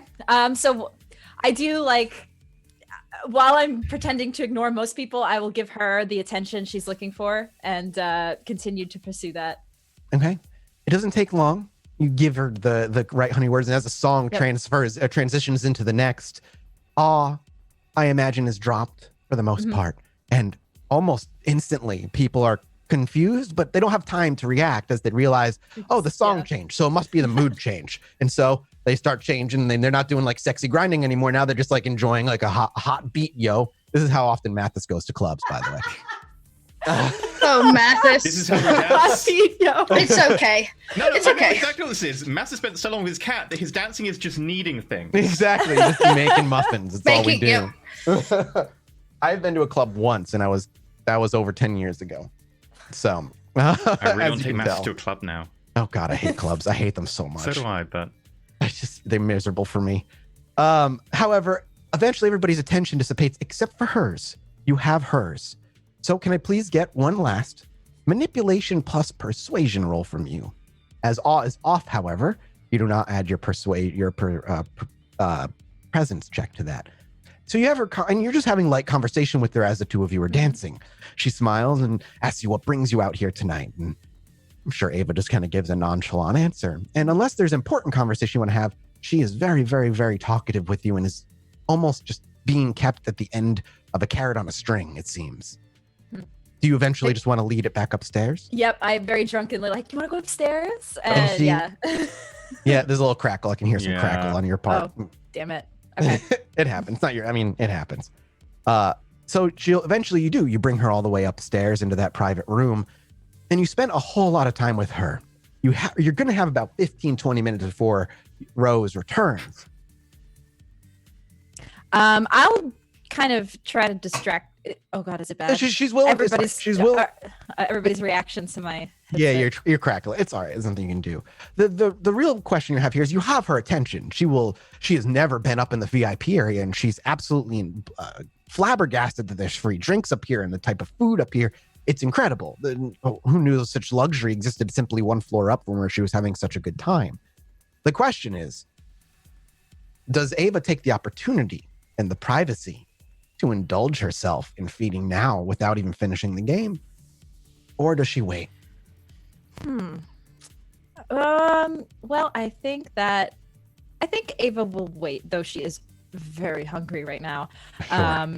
She's gonna she likes Rose and she wants to play along with this game. So she's gonna wait and just try to Eventually, Rose girl returns distracted. after about 30 minutes of light conversation, and this girl is like right up next to you. She's like basically cuddling with you and having a good time, and just very you wouldn't call her like drunk, but she's certainly riding the line of like tipsy to drunk, and she's clearly enjoying herself. The door opens and in walks Rose with her partner now, a man in his early 30s, very, very well taken care of, clean shaven, and he's wearing kind of just like a white button-down shirt and black dress pants. Well dressed for a club like this. And they're walking in giggling about the last words you hear are about somebody who spilled their drink on themselves downstairs. Can you believe I was even talking to that guy before you walked over? And he's just like, yeah, I saved you, I know. And they walk in, she's like, oh, I totally forgot to tell you. My good friend Ava's up here tonight, and she smiles. Her friend, and she kind of like leaves that. And that's when you realize you have no idea what her name is. She has not told you. She has not had any interest in telling you, and you never even thought about asking. But she cuts you off and almost saves you in the embarrassment. Hi, you can call me Raven. Oh, no. I spilled something. Hang on. Oh, there's people who spill drinks on themselves. Oh, Yeah, God. exactly. I did Party it. foul. I'm hardcore role playing. Yeah. Method acting. I've got to experience the spilling on myself to really know what it was like. Yeah, it's exactly what it is. Yeah. While Mathis is doing that, how does my mic sound now? Is it still crackle. crackly? Bad. God damn it. Okay, I will change mics after. But she saves you in the embarrassment and says, my name's Raven. Good to meet you. And Yes, this she is smiles. Raven. It's good to meet you as well. Now, we're about to go on break. And there's, out of curiosity, when she walks in, there's not that same sweet smell you get off of him that you get off of her. So my guess is that you'd like to keep her around and feed off of her as opposed to him. So we're going to just have a simple roll off here. I would like you to make me. Now, the question is, do you put awe on?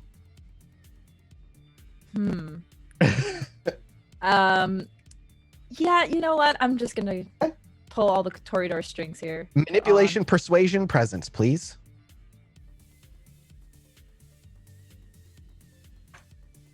Ooh, I crit. 1, 2, 3, 4. 5 total for me. You can re-roll 2 of those. Mathis, you got 6. 6. Sorry, you can re-roll 2 So- of those. It wouldn't even. If you rolled 2 10s, that would be the only bet. But that's it. Okay, I will take the L. All right. You take the L, and eventually conversation just leads to darker and more sensual places. Before long, it's almost placed out there like a fun, like, you wouldn't do it, would you? No, nobody would do it. And then Raven jumps at the chance. She's like, no, I definitely would. I've done it in the past. I love it, actually. And through conversation and enough drinks, she is eventually kicked out, and the two of you feed off of his gentleman. Unfortunately for him, he's more depressed and angry than she was, and so you don't get that sweet tasting in the vitae. However, you do drink, and it is incredible. No matter how different the blood tastes, you may remove your vegan flaw, and you can drink from humans again without penalty. And you feed and gorge yourself on this man. The two of you are so taken by the taste of blood, 4 dots in hunger for you, and who knows for her, that the blood is intoxicating. And even if you don't necessarily kill him, by the end of it all, his corpse lies on the ground before both of you, drained with his eyes open, and she lifts her head when she's finally done. Ah. Ah. Oh. Oh, I needed that. You do not go to hunger 0 because you did not kill him. You may bring your hunger down to 2. Oh. Shit. She's And greedy. she takes a deep breath. And there we'll go on break. Shit. And we'll take a few minutes. Oh, yeah. Not again. We'll be on break for a bit. Enjoy the fan art, and we'll be back shortly. Woo! Is anybody hot? It's hot in here. Is it just me? Woo!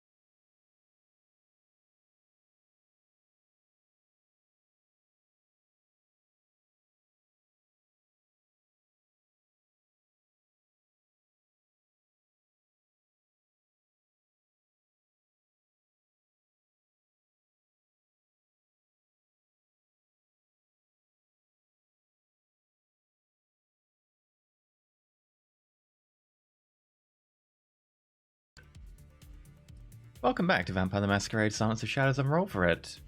Maz, take it away. Are you on good mic? Not for you. Okay, gotcha. I was like, you sound different. Activity. Well, that was the first half of this night. We now move into the second half of the night, and we find ourselves once again in the Lights Out pub.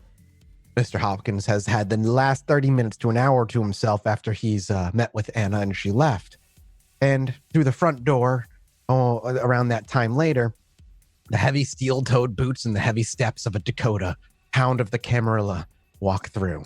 A few familiar faces give you the usual greeting, Dakota, as you make your way in, and Grant gives you a wave as he's stepping out from the kitchen, bringing out some food, and you make your way towards the back as you catch just a quick glimpse of Ollie doing something back there in the kitchen as the door swings open and shut. I go to my seat. Oh, you go to your seat. I'm going to be normal. I'm going to be normal. It's fine. You sit down, and Grant's almost surprised to see you take a seat, and he's like, hey, sorry, Dakota, what can I get you? A label to peel. What label? Colors? Do we have a favorite color? And he just starts playing around. Grant, give me a fucking label to peel. I gotta slap my hand on the table. He grabs you a Smirnoff. Oh God, really? It's fucking embarrassing. It's a label, and it's the best looking label in my opinion. It's got that reflection quality. It's pretty fun. Keep yourself busy. I'll get you some crayons later. I eke my nail a little bit across the glass for him. You do.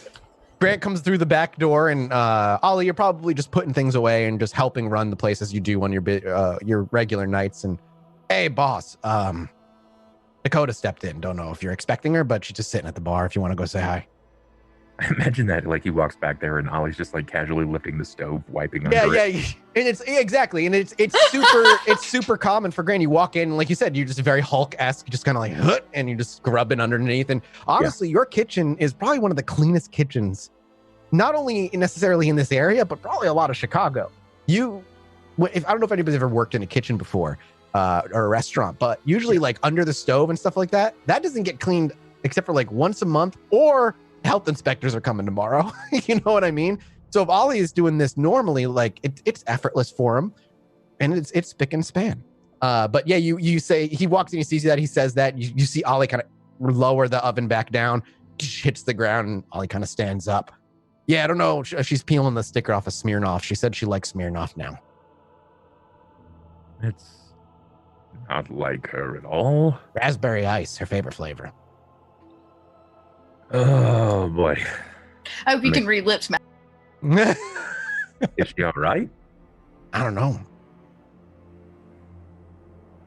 No other of the squad with her? Nah, just her. All right. I mean, I'm not quite done back here, but you can tell her to come back if she wants. I'll let her know that you're back here. All right. All right, he heads back out. You just hear him as the door opens. Dakota! Hey, Ollie's in the back looking. And you hear him like, Ollie's in the back. He said if you need to talk to him. Hey! Like, no, super, like twice as awkward. People are looking. Yeah. Oh, Which people makes are her kind of nervous. looking. They're mostly paying attention to themselves. I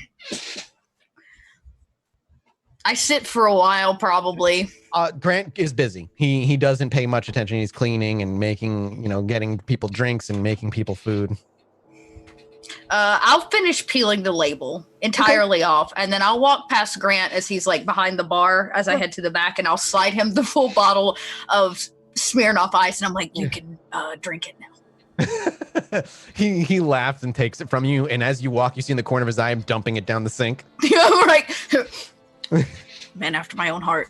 You head to the back, and Ollie's now cleaning under the dishwasher. You actually see him under there holding it up with one hand onto one of his knees and just scrubbing underneath it. Yellow gloves, chemicals, apron, but also really gloves, Mr. Vampire? You're really worried about your health? No, but there is a certain image he does try to hold. That's true. That's very true. I was about to say, if you know I'm there, great. If not, I'm just going to watch this happen from the doorway of the kitchen. Sure, you watch. And he's at the end, another couple more minutes, and you see him really reach back for that back left corner. He seems to be kind of struggling. He has to lift the dishwasher up a little further. You can see the wires connecting it to the wall straining. He gets that last corner before he gently lowers it down, stands up. As he turns around, there's Dakota standing in the door watching you. Do you always spend all night cleaning? You know, there's something that's very therapeutic about it. Right. Would would you like to do something more fun? Yeah. Yeah, what do you have in mind? Can you leave the gloves? Well, that we might have to draw the line there. All right, of course I can. I pull them off like Yeah. And the last one that comes off your other hand kind of has a little goo kind of stuck to it, and it kind of drips off of it before you put your leather glove over it again.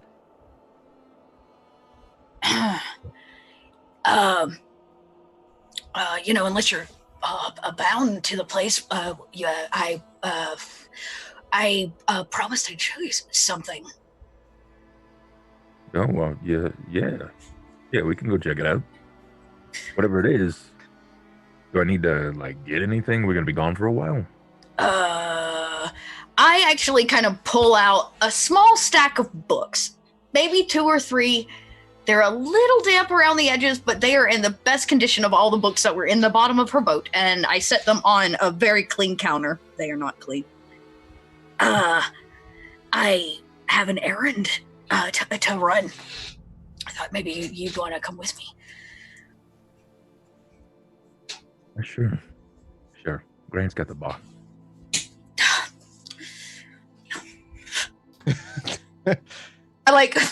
I raise my eyebrows again one more time about the whole Grant situation. He's good with the customers. That he is. You all right? Mm-hmm. I'm fine. I just have to get to the place before. Your voice went really high there for a second. I don't think I've ever heard that high. It's also 3 a.m., so if you were going to say that before the place closes, it's closed. Which I know is I know it's a lie, Mathis! She's Okay. digging for answers here. Right. I just want to make sure we know what time it is at night, and this wasn't just like a meta mistake. All right, I'll step away. No concept.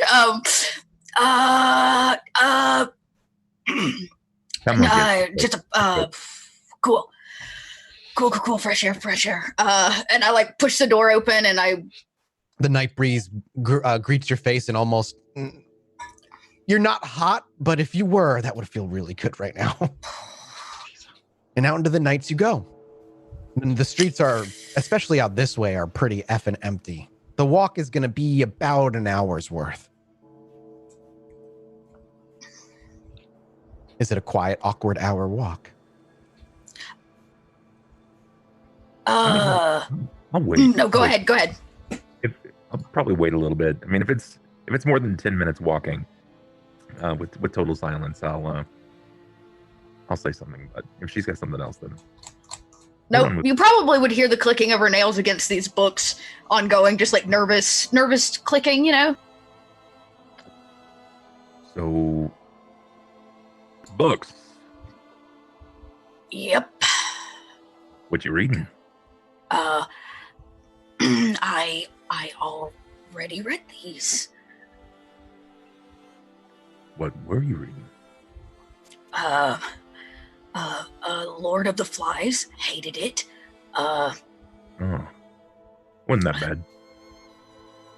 Who wants to read about a bunch of kids eating one another on an island? I hear that would work really well in a kindred society. Personally, I liked Piggy. He was a good one. I'll say it was a little too close for comfort. Huh? I flipped to the next one. This one, it was suggested 1984. I don't know that one. It was okay. I don't know that I understood all of it, but I read it cover to cover. Okay. And this one, I just finished. The title says The Art of War. It's a precarious title. I've personally never read that, but I know a few people who have. was my favorite. You learn much from it? I think so. Trying. Good. Good. That's awesome. I should probably read more myself, but I still get pretty involved, pretty busy. Cleaning your kitchen. That's not as often as you might think. You know, like once a week. You clean your kitchen once a week? Listen, I run a bar where we make food. That's pretty standard. Right, for humans. Okay. I never really cleaned a bar kitchen, much less once a week. Yeah, I wasn't lying. It's pretty therapeutic. You know, it's something mundane. We don't have to think about anything else. But you just do. It just sits in the back of your mind.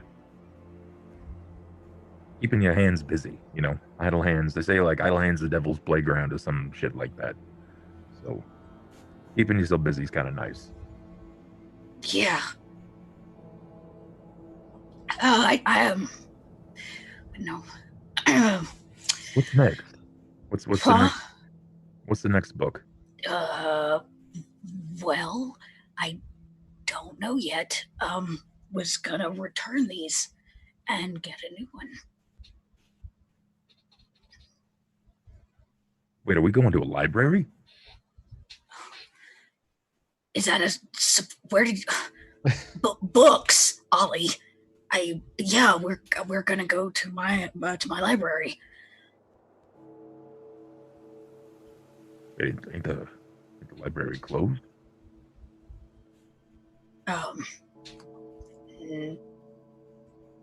Yes, but not always. Sometimes it's still open for me. Okay. All right, well, that's different. Is it bad? We don't have to go to the library. I can just drop the books in the trash can and we can go do clean kitchens. It'll make a difference to me. It's good company. Can I get an insight check from you, Ollie? Sure. You're not a kid, unfortunately. Well, you've had love. Fortunately, or both, unfortunately. Unfortunately, we're both just, yeah. Wits insight? Yep. With that, Dakota, you're well. I will let you take this. What is he picking up off of you right now? Obviously, awkwardness and like strangeness, but like.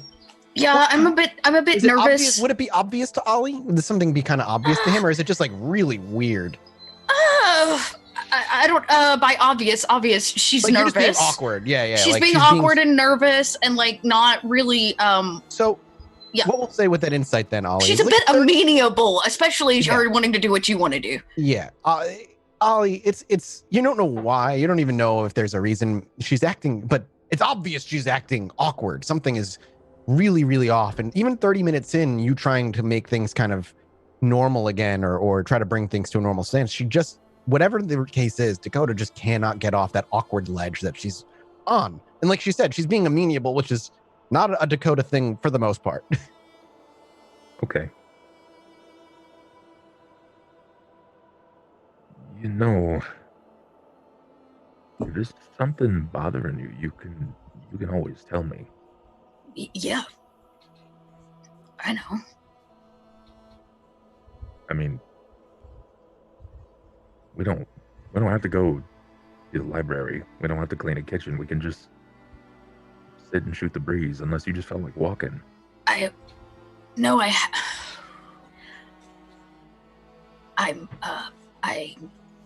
made you a promise that I would show you something. You know, when all that Malik shit was done. Yeah. And I do want to show you, so. Okay. Well, I'm in for it. It was good company. And off to the library the rest of the walk goes. Unless something is said, eventually you get there. Dakota, the lights are out as always, and you lead him to the back of the public library where two back double doors sit. And you look into you peer through. seeing if she's there. Are you hoping she's there? I'm hoping she's there. You look and you don't see any movement, but you quickly check the back door and you realize it is unlocked. And I say, do me a favor. You're gonna get to meet somebody.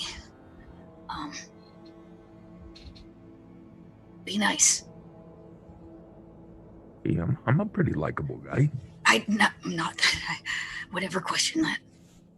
But she's nice to me. Okay. All right. And I swing the door open and walk in the back of the library. And as you walk in, you pass by shelves of books that still need to be organized and put away properly. Dakota, do you plop the books down on top of one of those, or do you carry them with you until you see? I want to. I promised her I'd bring books back next time. I want to show her I did it. Yeah. And so you walk past, and Ollie, you actually see piles of books that need to be kind of put out through the library. And as you make your way out through the back room and into the library proper, you can hear very quiet footsteps and what sounds like sweeping. You follow the sounds echoing through until you see her in the back corner. She's actually dusting an area as the broom is placed up aside against the wall, and she's got a small armful of books that she is slowly sliding into place.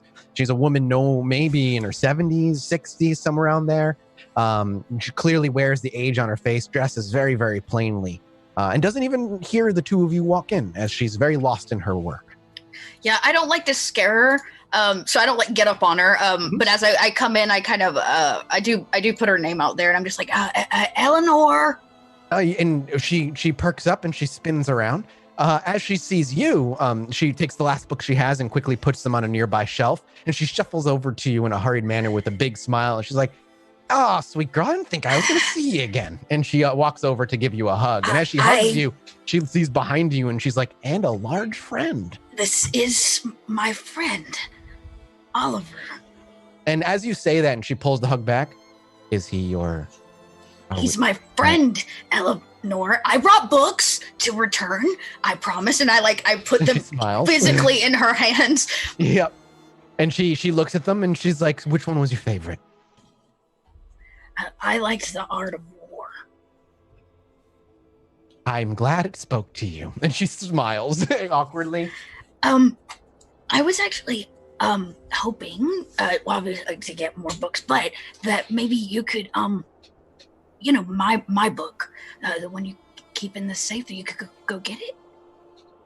She nods and she's like, "Just give me a few minutes, I'll be right back." And she heads off, leaving you and Ollie alone for a little while.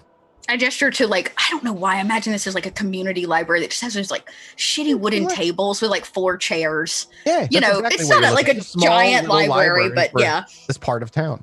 I'll gesture to a table because I'll go sit because that's where I'm most comfortable in this place. And I gesture for Ollie to join me. I will move over to the table and pull out a chair and then very gingerly squat down, probably mildly hover of the feature of what I might do to these seats. Sure. You try not to put your whole weight into it, basically. Yeah, more like leaning on the table. Yeah, that's totally fine too. You kind of lean up a nearby table across from where Dakota's sitting. It's right there. It's not far. Is it just awkward silence for about 5 minutes? I'm afraid I might break everything here. It's a community library, Ollie. You're not the biggest person that's ever been in here. Yeah, but I've been the strongest. That's the problem. Maybe. Not many people here. It's comforting.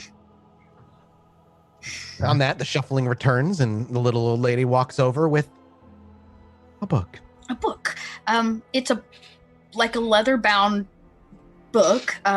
Well worn from just actual usage, but it's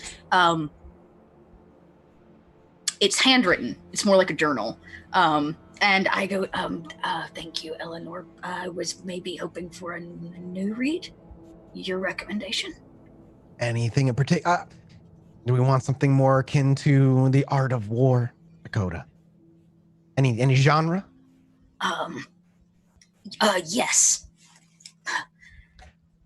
I'm gonna grab 2. I have a feeling you'll like one that I've been wanting you to read for a little while. And she walks off.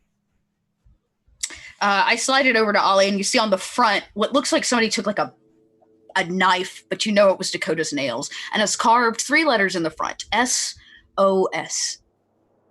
And I slide it over. You Nice. said maybe you should do more reading. And I wrote this one. I look down, and I will flip open the cover.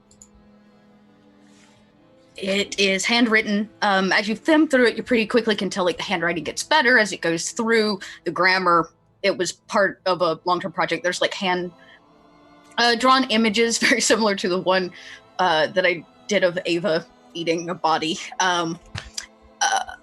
It happens. But it happens. But you realize that this is very quickly. Your name's in it.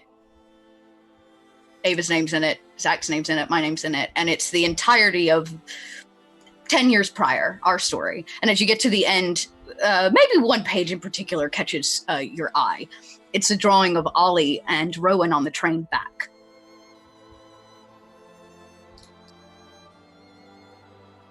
I'll probably just stare for a while. So yeah, just you ask if I was writing, and I am a lot. This is only one I have had time to finish.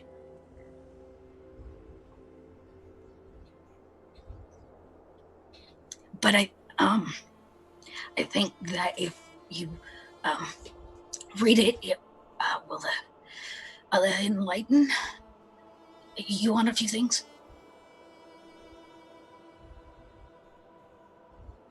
Yeah. Yeah, I'll do that. I'll take it slow.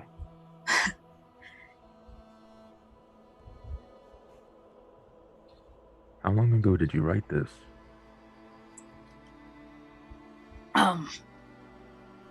When the bond was done, shit was hard.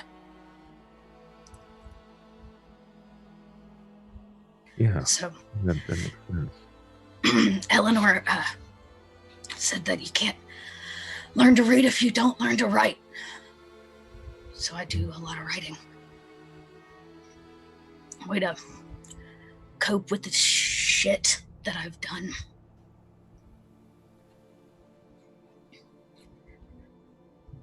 My version of meditation, I guess.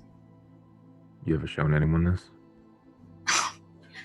No, I don't even keep it locked up in a library safe. I actually haven't really looked at it since I finished it. Just don't tell me if you liked it or not. I don't care.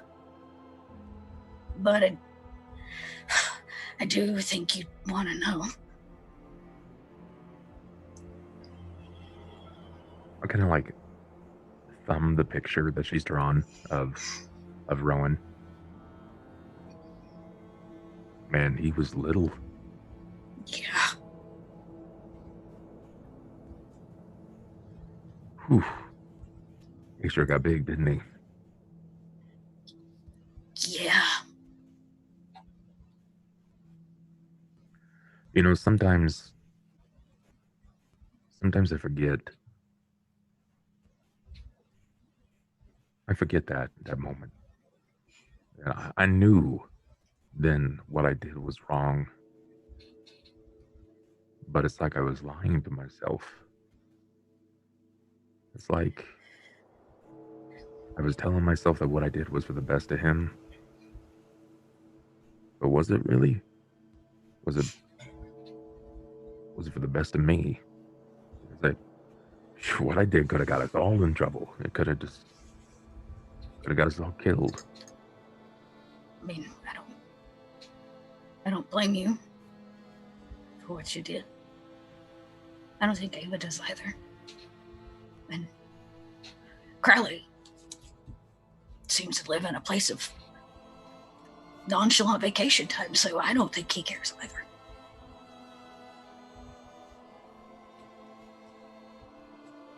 I'm gonna reach across the table, and if she's okay with it, I'm gonna place my hand on hers. Yeah, she wouldn't move her hand.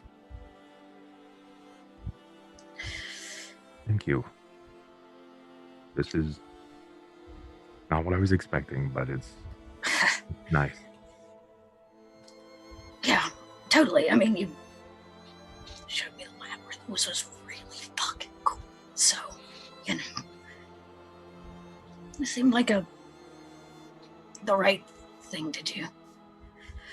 Plus, like I told you before, I'm really fucking bad with words, and I'm better, kind of, if I've written down. At least I've gotten better. So I think, like I said, don't tell me if it sucks. I don't want to know. I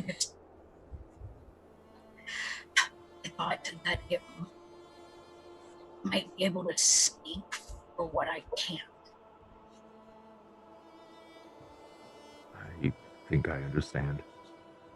At least I understand enough. I know, or I wouldn't have brought you here.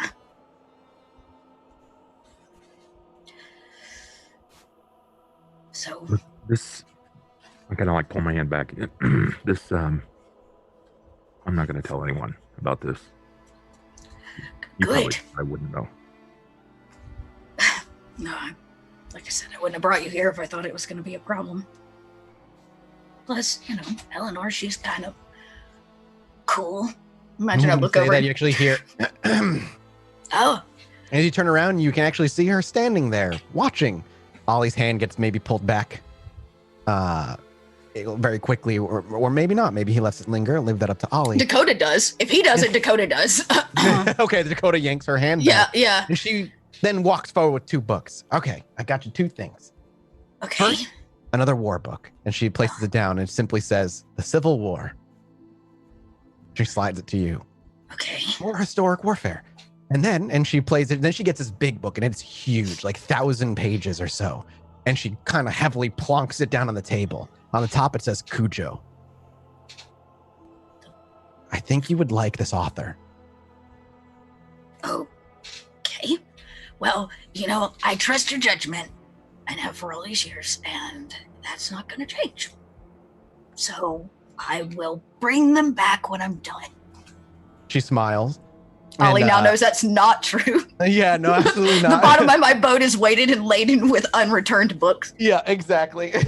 And she looks over to Ollie and she's like, well, I've got to get back to work, so you're welcome to linger here as long as the 2 of you would like. It was excellent to meet you, Mr. Hopkins, but you can call Mr. me. Hopkins.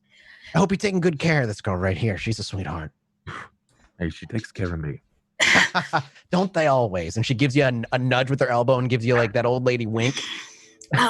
Hey, Eleanor, I imagine also part of the reason why she's not even concerned with us, she has the worst eyesight. Oh, yeah. Like, I imagine, like, Coke bottle thick glasses, like, her eyes are huge in them, and, I say, I don't know, you have all kinds of books here. Do you carry comic books? Oh, we got a few. Got a couple of the Supermans. I think we got one of the smashing guy. He's got the big muscly green one. He's good. We got a few of them. I think there's one about a priest. Ollie likes comic books. Any kind of particular? I'd love to see what you have. She walks out and she's like, I'll be back. Now, if there's more to talk about, you're welcome to, because she's gone again, but she will return. Yeah, as she walks off, I lean and I was like, this, and I point to the journal, wasn't the only reason I wanted to bring you here. Well, thank you. If you want to grow your reading schedule up a bit, there's an author that I kind of like. I never told anybody about it. No.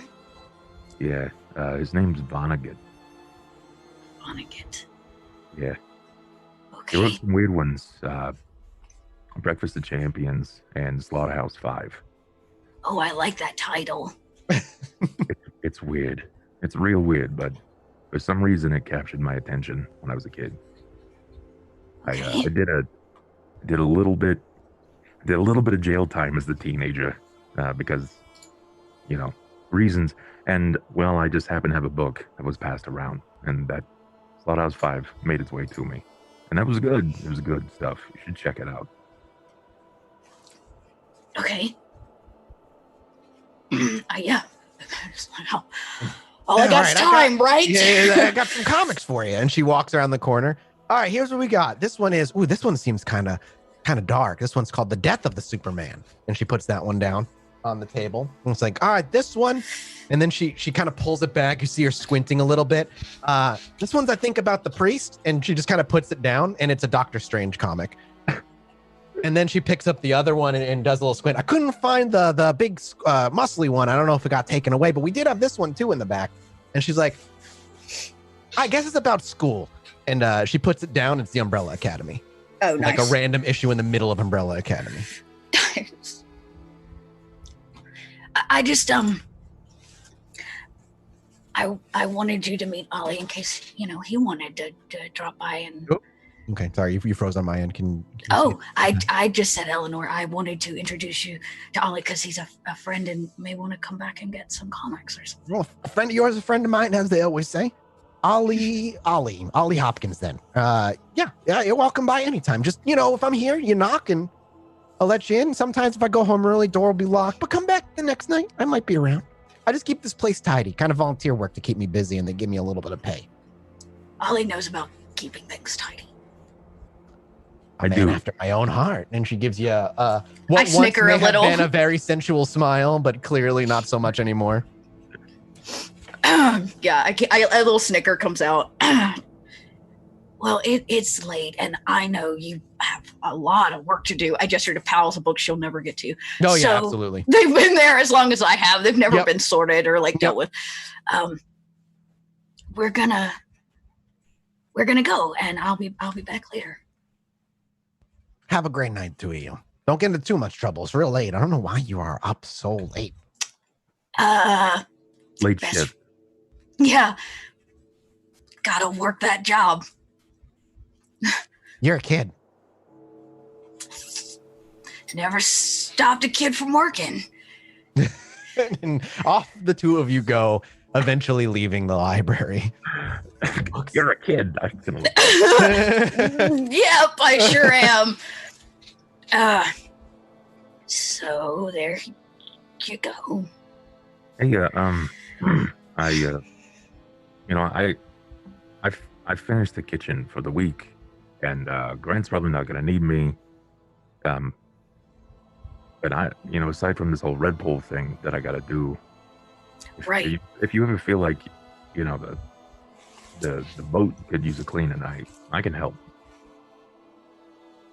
You want to clean my boat? I mean, I could just show you, maybe it's just a little practice, like to show you my meditation. Okay. Can I show you then my meditation? Yeah, sure. Yeah, what do you do? I meditate in silence in the middle of the lake. Like legs crossed? Tapping fingers? You can sit however you want, Ollie. Meditation's not about a pose. That's yoga. Oh, I'm sorry. No. I just, I guess what I'm saying is I would. Boat hasn't been cleaned in 10 years. It is due.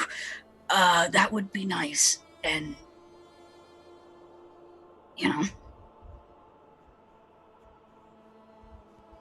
maybe I could teach you to drive the boat. That'd be kind of fun.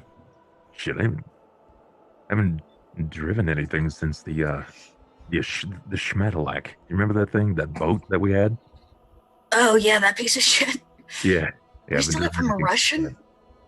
I don't know. How did we get that? Correct. You from the guy who we pulled up on the road. We stole road. it from a Russian, didn't we? Yeah. Well, there was the guy who pulled up on the road and ripped somebody's head off in front of you. Oh, right. Yeah, and then we took it. Yeah. That was Zamichi ghouls, as far as you know, because of the way they were. One was like overly gangly and tall, and the other one was short and bizarrely like tanky builded, and like they didn't look They were right. just bullied a lot at school. Exactly. Yeah. I mean, I'm not doing anything tonight, and surprisingly enough, I acquired some cleaning supplies for Ava. So if you're not cleaned out, we could go to the boat and clean. Yeah, let's go. Okay. And you make your way to Northerly Isle. Do you just spend the night tidying up the boat? Is that the plan? I'm sure that it's much more difficult than that. I bet the dogs don't let it happen. Like every time we fix something, they're on it, or clean it, they're on it. Sure. But yeah, yes, I guess I would do my best to clean the boat. Below deck is if there's more if there's more conversation, RP, please take it away. We need to cut you short. I'm not wearing the gloves, by the way. Before we get there, I don't mind wearing the gloves. That's fine. I wanted to let you know that my mask came in. And I dropped the mask off. That's great. It's here, but I don't know. I'm kind of on the fence of whether or not I even need it. She said some things that kind of put things into perspective. You know, it's a tool to help other people perceive me the way that I like to be perceived. But you think a mask does that? It makes it easier. But I mean, that's not what I'm getting at. What I'm trying to say is that, like, I don't really feel like I need it with you. I've been telling you that for 10 years, Ollie. Yeah, but, you know, the night with Rowan, that just sort of opened my eyes. And, I don't know, I guess what I'm saying is that you make me feel real comfortable in my own skin, and that's something I haven't felt in a long time. Yeah, well, you never judged me because I was a little rough around the edges. Let's be real, when you met me, I was a street rat, so... Yeah, well, I mean, weren't we both? Yeah, I guess. I just, I don't believe that... You get it. I've seen a lot of shit, and I've done a lot of stuff. And just because you're pretty on the outside don't mean anything. Yeah. Well, I guess what I'm getting at is, like, before things get, like, real weird or real awkward, I know that you are in, as you said, you've had a real shitty way of things happening around you, and I guess what I'm getting at is that, like, I don't care. I'm gonna stick around as long as you have me, because for some reason you make me feel things, and I like you, and I want to be around you. Yeah? Yeah. So before anything gets weird, I just had to vomit that all out there. Please don't vomit, but because I would get way mixed signals. I talked to Ava tonight earlier, and she helped kind of sort of maybe I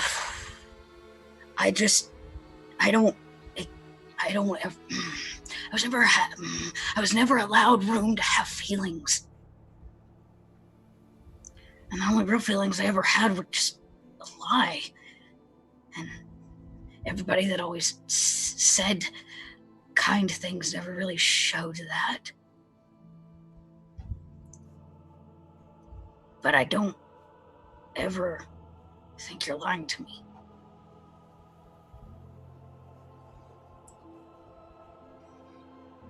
So, you know, just don't make any promises you can't keep.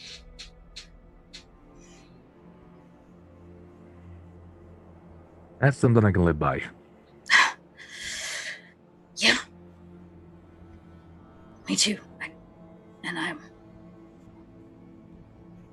like having you around all all of it. I tried to stay out of your way for 10 years, and then the coterie and the Zach thing and the Rowan thing. Yeah, well. But since Rowan came back or whatever, I've had these feelings, both good and bad, not just about you, just in fucking general, and the ever present one is you.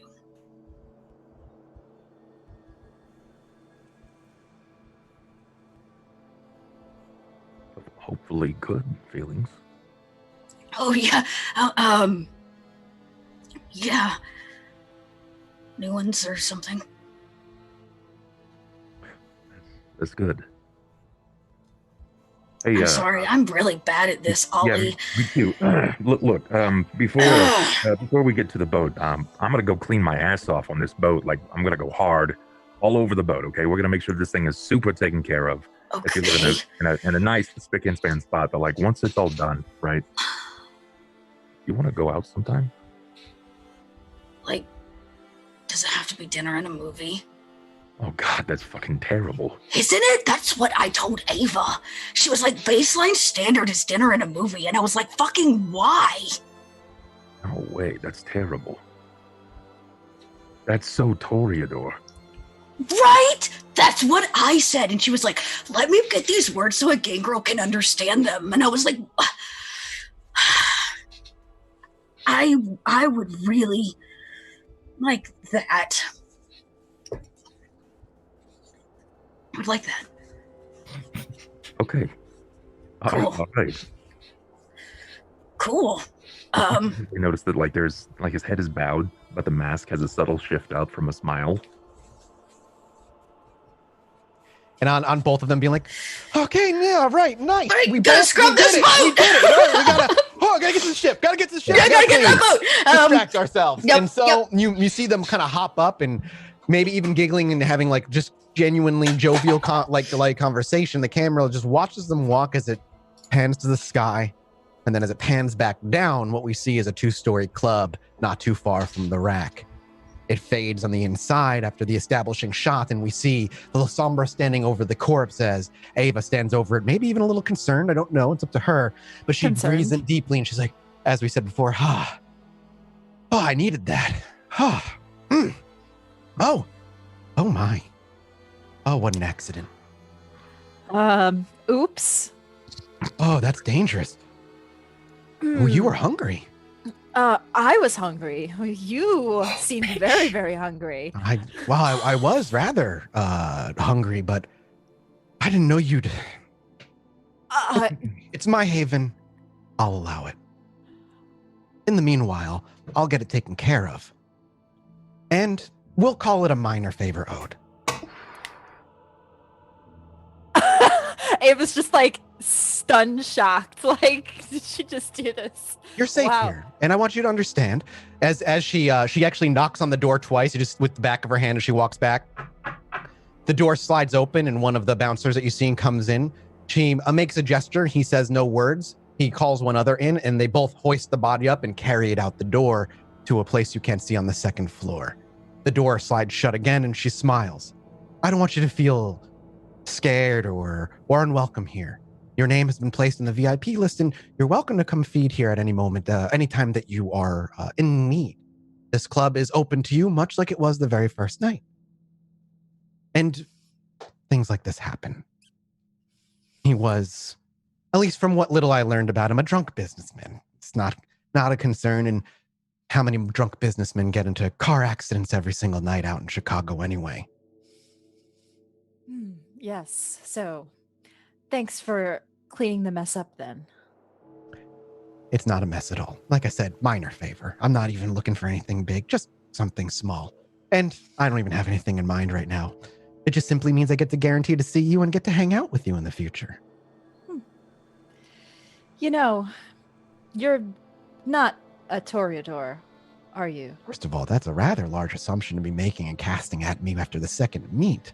Dangerous words to be flinging around. Luckily, we're in privacy. No, I'm not Toreador. How could you tell?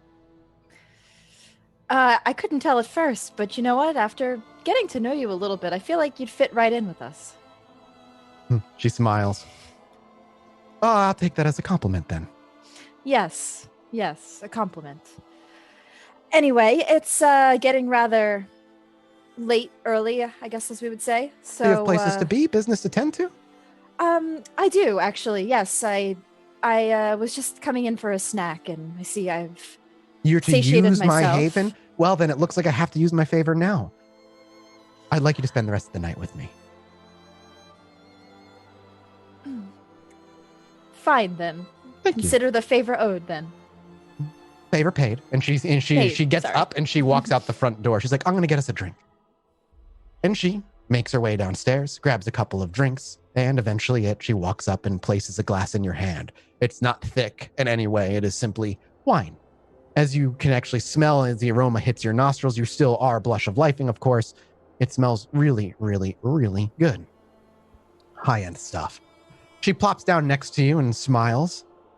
Why the rush, out of curiosity? Where are you going to go? Well, I saw how the Toreador look at you in the rack. I watched you get turned down at that club. I've never seen a Toreador get turned down at that club, especially. Yes, well, I'm just building a name for myself, and it takes time It to does. rebuild your reputation. The rebuilding So- part is just not fair. It is what But- it is. It is. It is what it is, and that's just the way that the Camarilla, right? Gotta have to follow their rules. Yes. But I What so you- much appreciate you opening up your doors and allowing me to lavish in this VIP section. It's very nice of you. She smiles. Anything for someone like myself, I guess. And she stands. Someone dashed out of their, shall we say, comfort zones. You're not the only one who lost everything and had to start over. I hope you know that. And you're right. I am not Toreador. I am La Sombra. And she smiles widely. And I'm legal, recognized. Don't worry. Prince knows I'm here. Why do you think I have a haven over here? No running back with that. There's nothing you can do with that information to damage me. But like you, our kind had been disregarded. Unlike you, our kind wasn't disregarded for a couple months. Our kind has been disregarded for thousands of years. Well, hundreds, maybe. I don't have the history exactly right. I'm no scholar. So I understand where you're coming from. Only recently have our kind even been reallowed within the Camarilla. And of course, because the Camarilla is as cruel as they are, at a cost. Do you know that cost, Miss Ava Heloise? Do you know what it costs for a La Sombra to be recognized within Chicago these nights? Shakes her head. I don't know. The death of one you once trusted and worked with. To hand over a friend. Now, to be fair, our kind were for the longest time, and many of our kind still are Sabbat. The price is heavy for those who wish to leave behind those ideals and rejoin more modern ideals, or maybe more ancient ideals. It's so confusing where these governments have come from. But here we are.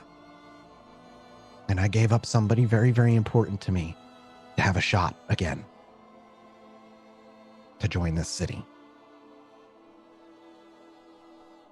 So I understand, whether you believe me or not, that your troubles are not falling on deaf ears with me. I understand. And she actually places a very gentle hand on your shoulder. There's no powers being used. You don't feel your blood rise. She just genuinely looks at you. And I know how hard it can be to want to be let back in Because maybe if you get back in, you can prove them all wrong, right? If you get back in and you do everything right this time, not only will you prove them all wrong, but maybe you'll put yourself in a position of power where you can take your vengeance. As you nod, like typical kindred fare. Mm-hmm. I'm here. Not to dissuade you from such things. All kindred have their personal goals, and however you wish to attain them, don't tell me. I don't want to know. But there are always other ways. Always. I am an example. My clan was outcast for centuries. And now, here I am in Chicago, accepted, even with my bloodline and the curses it carries. Now, I don't have a spot on the Primogen Council, and our clan doesn't have enough of us here to really have a representation in that regard. So my attempts at power can be safely squashed by the prince, and she doesn't have to worry about me. Her mistake is also not worrying about you.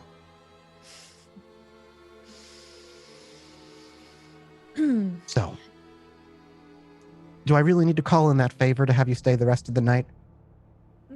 Or can I have your ear and let's talk? Yes, you color me interested now. Let's talk. She gestures again for you to take your seat and relax.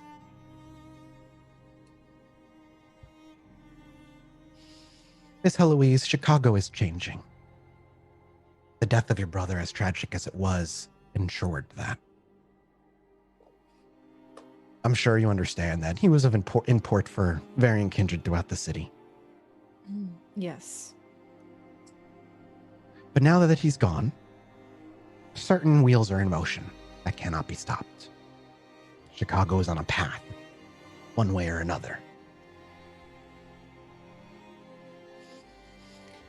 Which wheels are we referring to here? Because I know that he certainly stopped the wheels of some. And he put short the wheels of others. Malik, for instance. Yes. Dangerous man that boy was, Malik. Well, yes, we no longer have to worry about him. You've done the city a great favor, a favor you could not even truly understand at this moment, and perhaps a favor it'll take you decades for you to even fully grasp. Zach was a dangerous boy, not through his own knowledge, simply because of who he was. But his sister has always been neglected, watched, catered even, but used more as a tool than anything else. And now we see Zach gone, the tool tossed to the side, ignored by the garden, ignored by those that meant something to you. Even after everything you've done, you still weren't allowed in the bar tonight. Ridiculous. Absolutely asinine, if you ask me. So, beyond that, I wish to open this place to you as I spoke. But I don't know what your plans are. I'm not asking for a detailed, elaborate plan of your entire existence. That would be silly of me to even ask. But you clearly still wish to maneuver in similar circles. Yes. Yes, I know that in this life we live, the games are always slow motion. Things move rather painfully slow at times. So I'm trying to very slowly creep my way back in. Well, though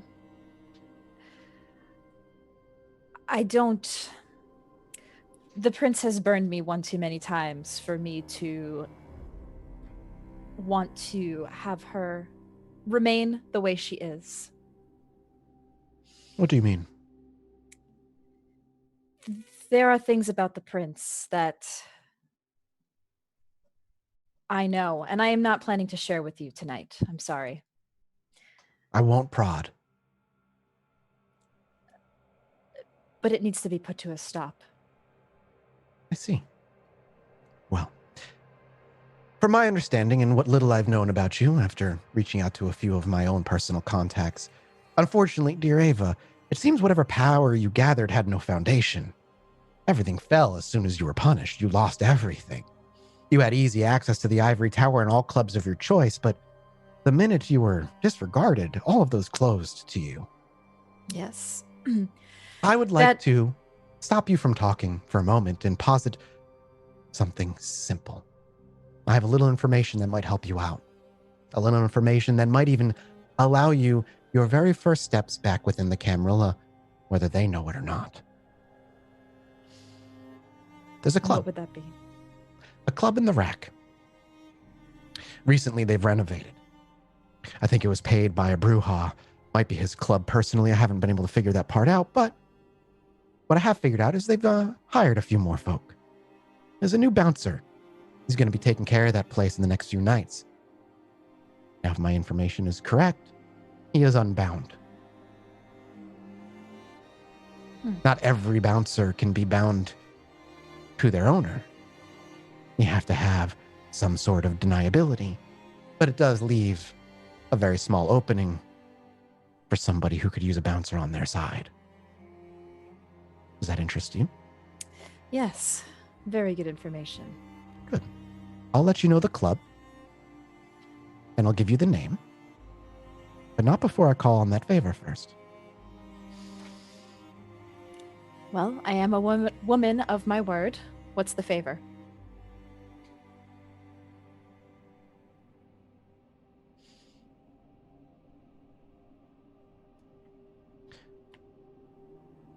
I'll hold on to it in second thought. The name of the club is the Red Brick, and the bouncer's name is Eric. He'll be picking up his shift tomorrow night. I imagine he won't be left unattended to for very long. If you plan to make your move, I would do it soon. Good to know.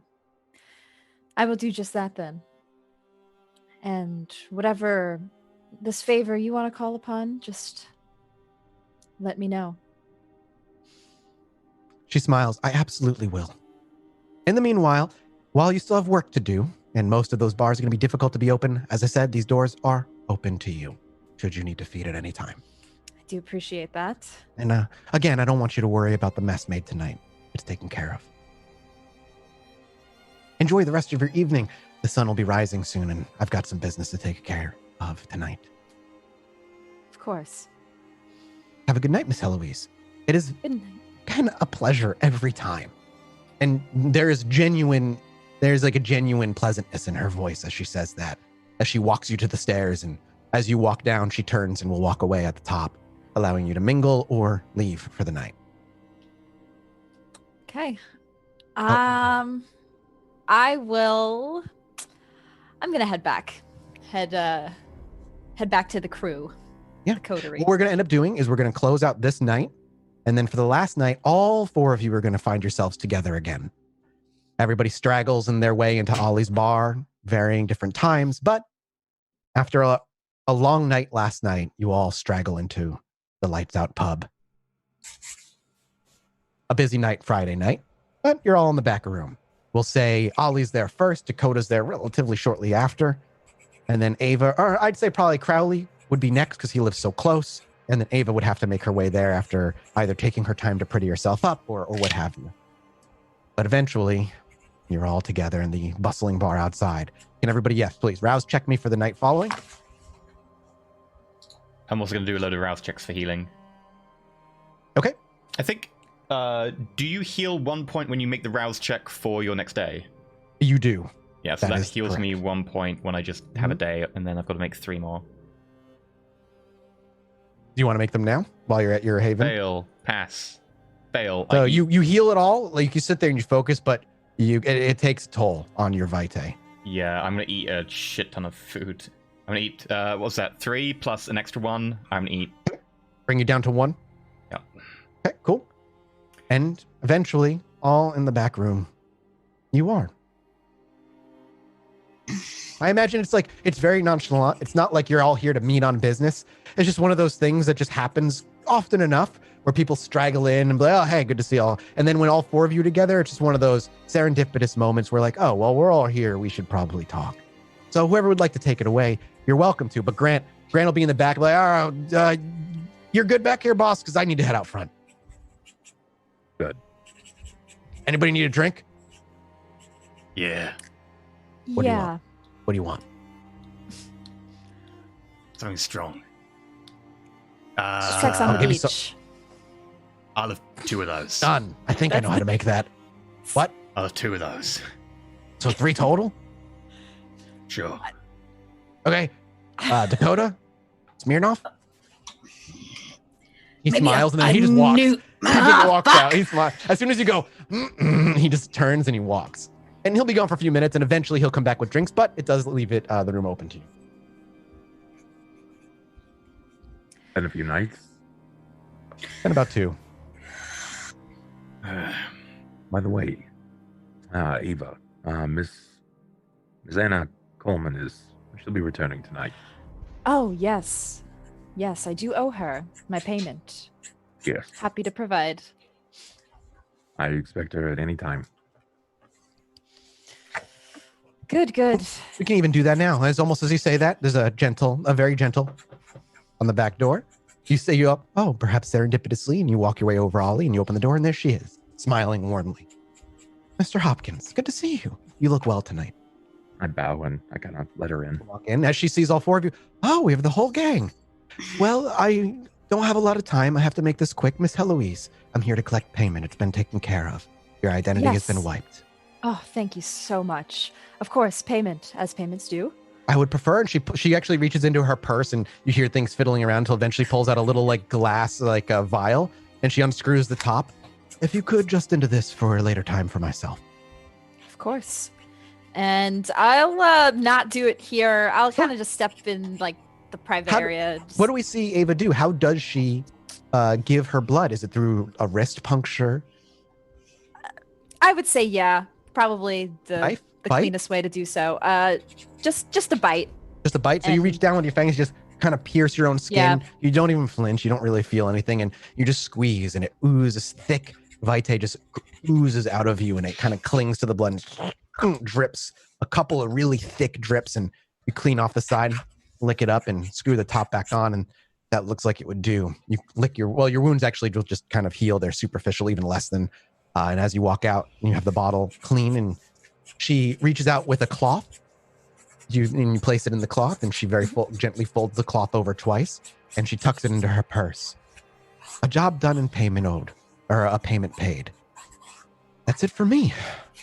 Ollie, if you need anything, you know how to reach me. I won't be in Chicago after tonight, but should you need me, I'd be glad to return when I can. Of course. And then she kind of drops the professional pretense and walks over to you and just gives you a really warm hug. I'll return that. And she smiles and gently, and she takes a deep breath before pushing herself back and looking you up and down. It was genuinely, honestly, so good to see you, Oliver. Likewise, Santa. Keep your chin up, huh? And she looks at the 3 of you. Same with all 3 of you. Have a good one. And she leaves. I'm gonna miss her. She's so lovely. She's Hey, Tracy, your A hunger goes up 1. Keep that in mind. You gave her a point of hunger in blood. You have to. That's just how it works. Yeah. Okay. Well, how have things been for the 3 of you the last few nights? Good? Good. Like I glance over at Dakota. Just fine. Just perfect. great, just normal. Ava, you don't have to roll. You had your conversation. You had your suspicions, and that was Oh, yeah. very instant. That confirms it. Ava Crowley. smirks. Ava, Crowley, you can wits insight me to see if it's like Crowley weird, would but normally, and he's pretty good at insight, but right now he's waiting for Grant to get back with the Yep. drinks and actively looking Sure, at the sure. bar, like... No, that's fine. You're just watching, and you actually see him pouring drinks for bartenders. You see like one of the beers is up there, but the other two aren't. Are they one of the Sex of the Beaches up there? The other two Sex of the Beaches aren't, and the Smirnoff isn't up there yet. Crowley gets up and goes to the bar. Okay, you make it. Do you make the drinks? He's gonna get the one from the bar. Okay. He's gonna give it to Ava, Okay, and then he's sure. gonna go up and go, I'm allowed to come back there and make it, I'll pay. You're busy. You know how to make it? Yeah. All right, if you have questions, let me go for it. And he actually just like lets you go. So it's going to be an intelligence craft check to see if you know how to make a sex on the beach. If need be, I will roll as many extra... You know what? It shouldn't be hard. It just tells you how good you make it too. I'll just do an intelligence craft because I can always willpower it. Yeah, I mean it's just sex on the beach. It's not DIY, so we're good. No, it is not. 3. Yeah, you make a good sex on the beach. Slightly I above instantly average. just drink one of them, put the glass You down. just make another put the one, and you money can make under another it, one. and then I just go. Okay, and you go. Do you grab a Smirnoff? Well, as you leave, Crank goes. Don't forget raspberry ice for Dakota. Pull it out like a little ice bucket or something. Yep. And you head back there, and you've got a sex on the beach and a Smirnoff ice. What Right. about you? You have anything interesting happen the past couple of nights? Had to run into some Giovanni fuckers. Well, Interesting. Okay. tone, I'm guessing it wasn't a wonderful meeting. They no, it wasn't. What do they want? Apparently try and beat me up. Not sure if it's any more than that, but A reason why? you do remember the whole war thing. Right. Well, it turns out the Giovanni here hasn't really forgotten that. Okay. So they've tracked you here? I went asking about what the fuck was going on, and they tracked me to there. Ah. Got it. I came to see to forget about all that. I thought it was over. Wait, where did you see them? It wasn't here. What? You didn't see them here. Nah, I wouldn't bring it here. Anak bar. Why are you hanging out in an anarch bar? Why shouldn't I be? I mean, you a grown-ass man, do what you like. I'm just saying, that is begging for fucking trouble. Right. I mean, if it wasn't before, then like it is now. Oh Like, yeah, Right? he's on the fucking Council of Anarchs or whatever the hell's going on. even better. Oh, perfect. He's just on the council. Fucking big deal. I can handle myself. It's just frustrating to find out that I kind of need to get past that. Okay, so how does one do that? Because you're not alone anymore, Crowley. That was the whole, Yeah, I came back Coterie here thing. afterwards and no one was here. oh. I was busy. But I assume you were. You're not on my beck right. and call all the time. I'm not blaming you. No, I'm just saying. Okay, what I'm trying to say, Crowley, is tell us how we can help you. I don't know. Apparently this Giovanni fella hasn't given up the feud. So me being with you puts a target on all your backs as well. And when he keeps talking about the feud and whatnot like that, you know vagaries, but there's no general information in Chicago about what feud he's talking about. And you all would not really know much about Giovanni and Hakata in general. In general, yeah. So you okay. have like the general idea of what he told you about being there for Methuselah dying, but feud, all that stuff, that means nothing I to did- basically all of you To here, except even for him. Dakota, I had mentioned like there was a war and they killed our Yeah. dude. That- in yeah, White that was on the Bloodline. Yeah, boat. that's like saying you yeah. have like a general like of what Crowley has told you, but there's no details. You don't really know much. So why don't you, why don't you get a meeting with this guy? Well, for starters, I went asking if I could get any information on him to find out where he was to go talk to him. Didn't seem particularly pleased. Sent 3 guys to beat me up. Secondly, I did kill his ghoul. And thirdly... oh, it's that guy. Yeah.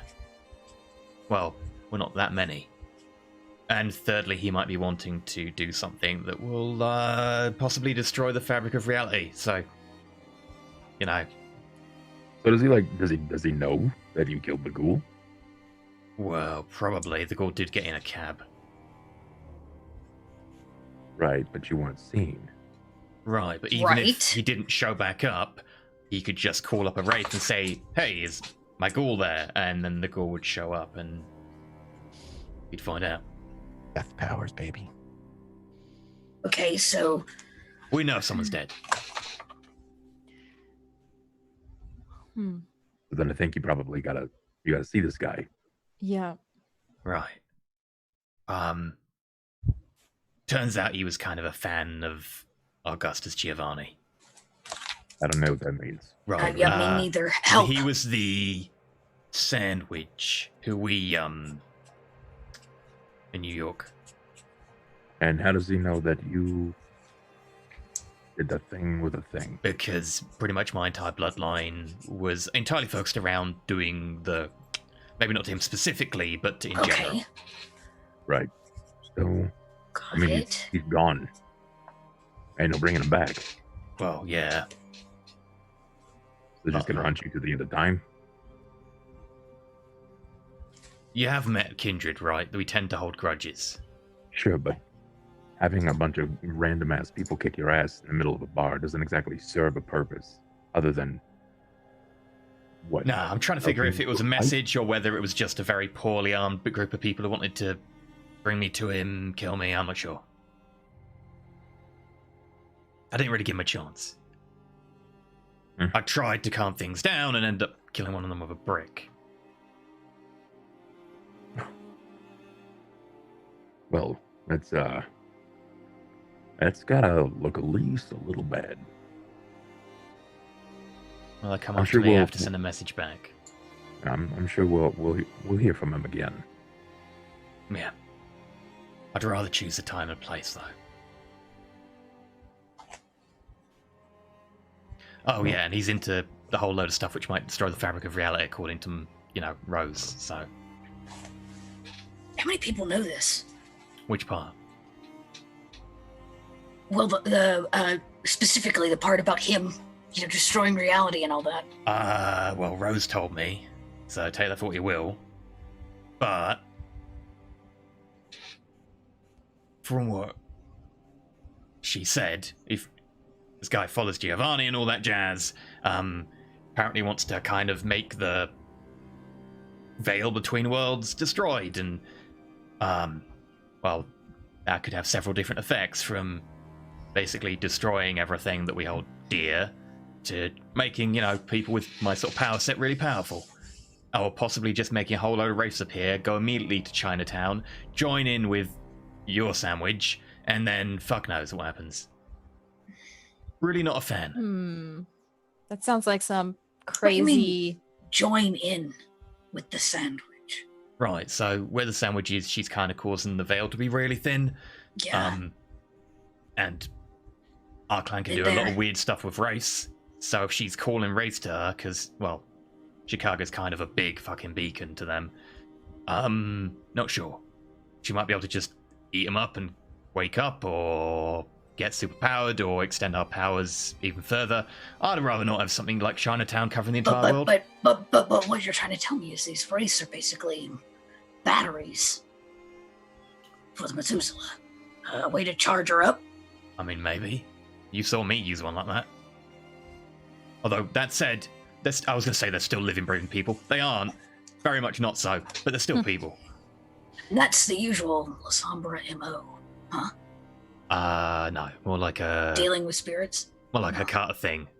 La That's not a Sombra Carter are thing. very similar power set, so there might be some overlap. I'm not an expert. They seem to like me, though. Our sandwich is a... Okay, got it. So, you need a secure place to meet, is what you were saying? Sure. I don't think he's going to give it up, but... We could always meet up with him.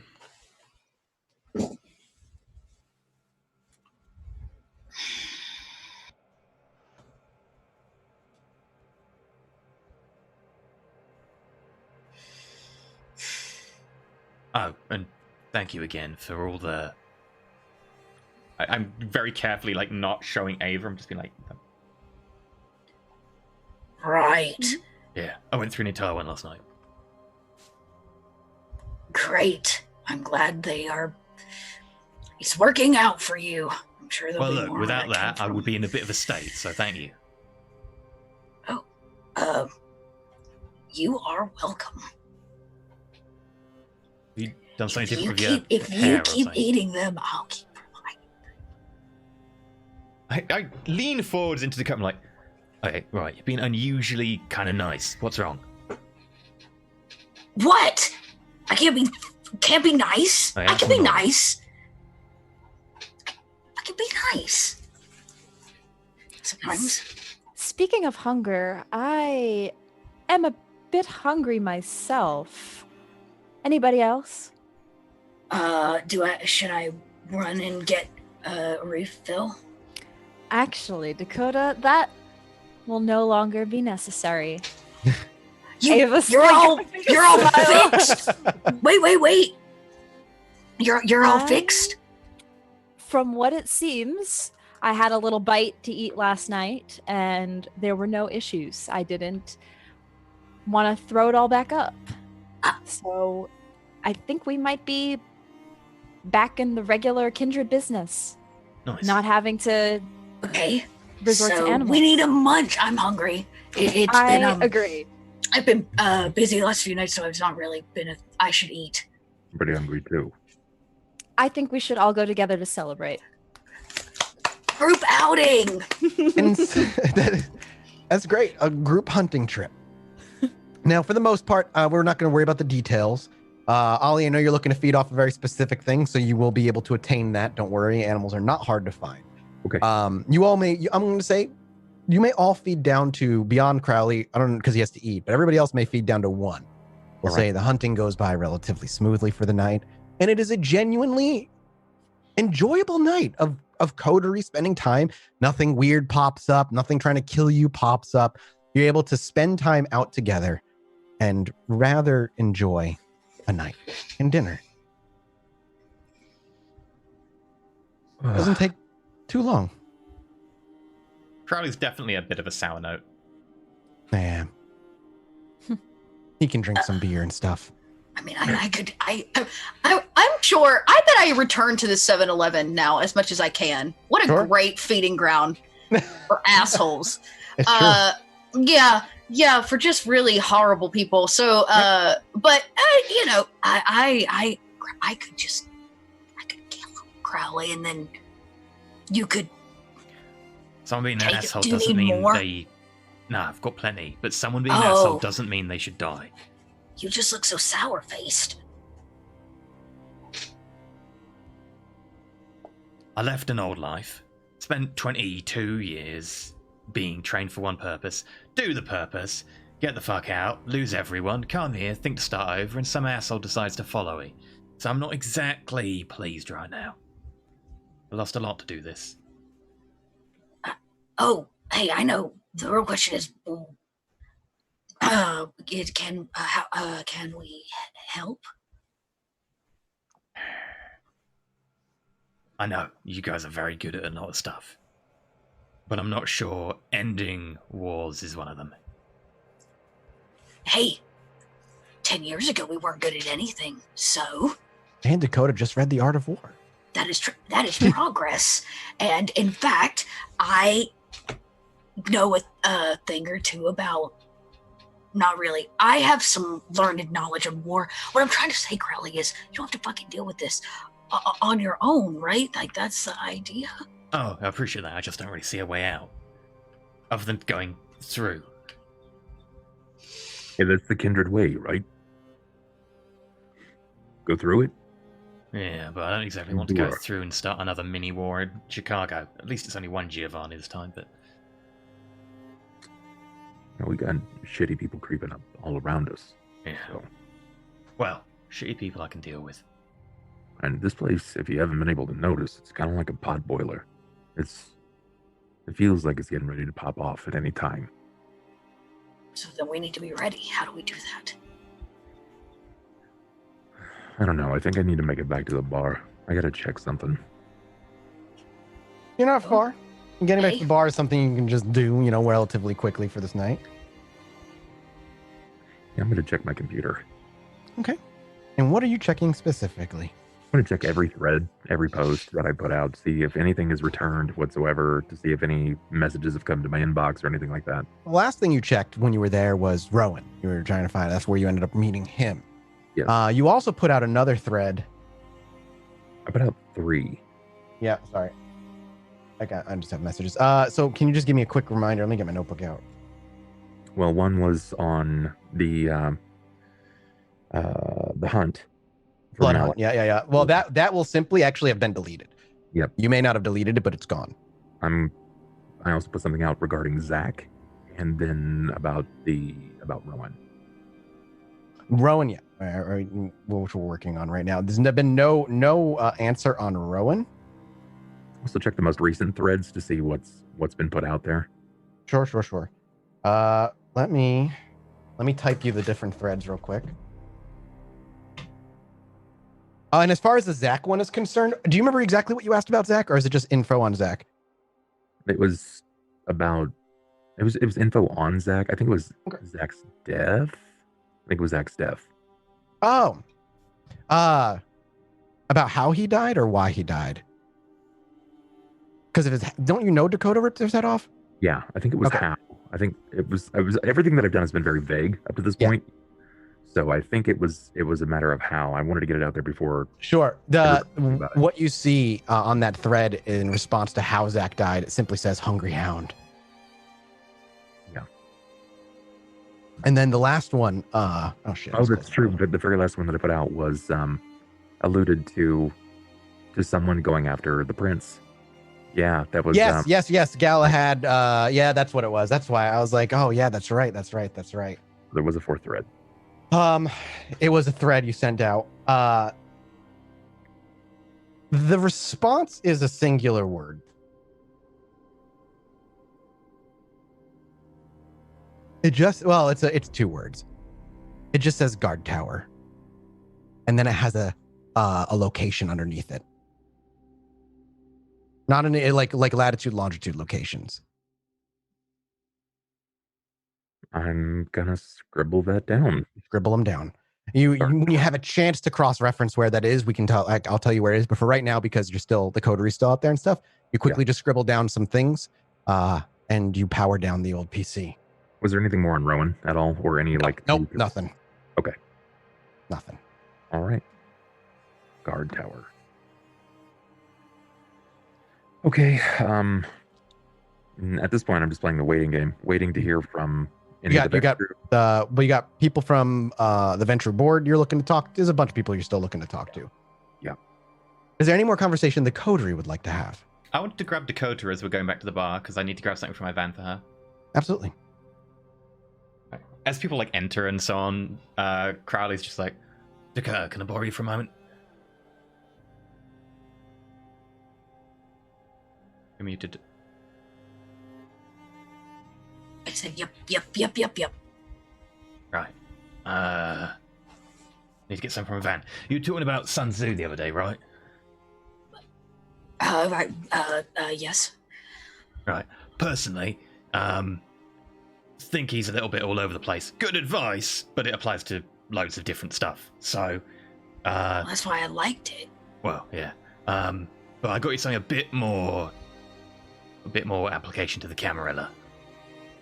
Just puts out this neatly packaged set of books, which is just still in the cellophane. They're new? Yeah. Never had a new book before. Okay. Oh, well, there you go. It's complete works of Machiavelli. That's a lot of reading. Well, considering... Well, it applies to the Camarilla quite well. Okay. Thank you. It's Great. cutthroat, it's cruel, and it's very effective. Okay. Well, I am sold. I'm gonna be honest with you. These may not come back to you. Is that okay? No, they're yours. You're giving them to me? Oh yeah, it's a gift. I mean, I have like several million in bullion sitting in the fucking truck. I don't really worry about like a set of books. You still have the gold in your fucking van? Well, I've moved some of it out of there. Jesus Christ. We need to work on that. Oh yeah, it goes on the many list of fucking to-dos that we've got that are urgent. But Okay. Until we figure aside, that out. Okay. books, I they're yours. thank you. It's really nice of you.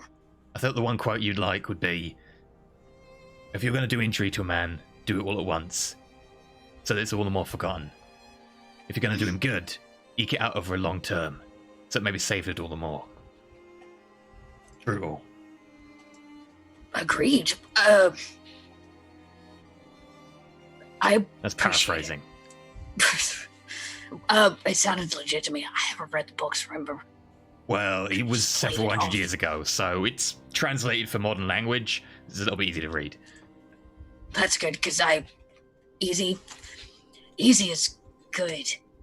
Yeah, I'm not a fan of the original Italian because I don't read it, so don't worry.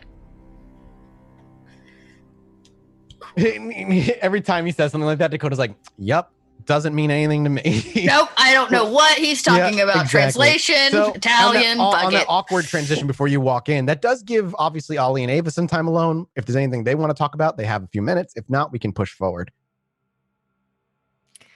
I don't know if Ava has something she wants to talk about or not. She, costuming is part of it. Actually, yes, I am alone with Ollie. So I kind of, Ava adjusts herself in her seat, crosses her legs, puts her hands on her head and our hands. That's great. Ollie, Oliver. Ava has been coming into her own recently, Oliver. She's just been really feeling herself a lot. And it's kind of scary because when she blinks her eyes, you don't know if she's doing anything to you or if she's just hot. Blink, blink. But continue. She's not doing anything to you. Ollie, how have you been? I feel like it's been so long since just you and I chatted. I mean, I'm all right. I'm all right, I suppose. You're all right, you suppose. Come Yeah. on, Ollie, tell me. How have you been really? What's on your mind? I mean, shit, what isn't on my mind? Right? There's a lot on my mind A constantly. lot. You Well, are right. Like, are you fucking doing the thing to me right now? I am not doing the thing. This is all genuine right here, Ollie. This is all genuine. I'm serious. You, Look. you're like a fucking cat in heat, man. You need to stop. Look, Ollie, I'm just curious about you and your personal life. Have you been going out at all, or I mean, I go out every night. you seem I to be must a never have little. fun. Look, I know you. I've worked at the bar. I've worked with you for many, many years now, and I don't know. I just feel like something seems a little different. Just call it my Toreador instinct. I can You're tell. kind of darting everywhere. I can just tell when somebody. This isn't the right word. I don't want to say Love in is so love. obvious. Yeah. Oh, there you In go. love. Ava said it. She goes, I don't want to say. Exactly. I don't want to say love. But I know that enamored glisten in the eyes when there's somebody on your mind. Listen. Something. Listen. All right. So first, how do I explain this to a Toreador? Oh, oh, now you know. Damn. Now you know they've been talking. Yeah. Yeah, things are happening. Why? Things are happening. because I'm genuinely happy to hear that. I can tell that there's something going on, and I think it's a great thing. And I just want to make sure that it's all going well. Ali, like, kind of looks around. It's like, I mean, I'll be real. It's kind of scary. Of course, it is scary. It's love and feelings and emotions. That is something. That's a big word. All right, I know. Look. Okay.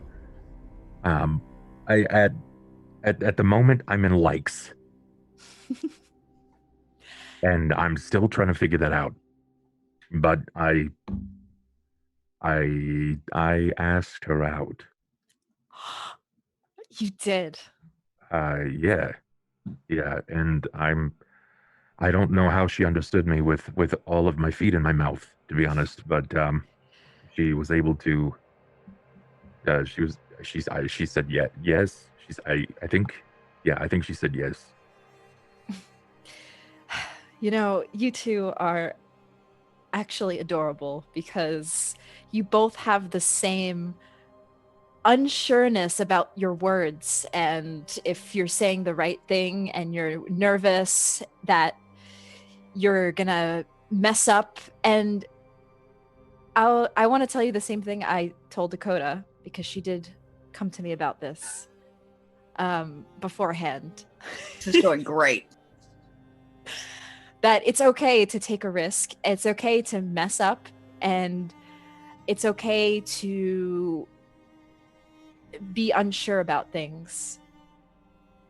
And I think both of you are so worried about what each other is going to think, and if you're going to say the wrong thing, or if it's going to go wrong. And I think you don't have to worry about that as much as you think. I think it's going to be great. I'm pretty sure I'm not allowed to have nice things, so I'm moving real slow about this. As slow as, well, like as a kindred can. So, I don't really know if she's right in the right place for it. I have a question. Avi, you said you were like leaning really close in, so you're talking quite close, right? Yes, I'm talking pretty closely. Perfect, yes. Because probably by now our conversation ended, and Crud is about to open the door, sees you being very close. He's going to stop. He's going to stall Dakota for a while. I've got something I need to ask Dakota based on that. I just don't want. Not that I mean, I guess I would have already. We've been around each other the last like 15 years, but I just don't want to scare her off. So I don't want to be too much. I've been in relationships, and I've got a kid and shit, and I don't. Every time it ever came up, she got all weird about it. So I don't want it to be too much, Right. Slow is good. Nothing that I've had before was ever good. So I'm just gonna treat it like a flower. Be real slow and gentle, and care as much as it needs. Dakota has never actually been in a relationship ever. As a matter of fact, she's never been asked out on a date ever. So if you asked her out, that was the first time she's ever actually been asked out. So I think slow is good. But keep that in mind, that she doesn't know how to do relationships. And I'm not saying that in a bad way. That's just how she is. So don't be ultra concerned if things don't seem to be going the way maybe you've experienced in the past. This is something completely new. And for both of you in different ways. Oh shit, I've done something right. I think you have. I really think you have.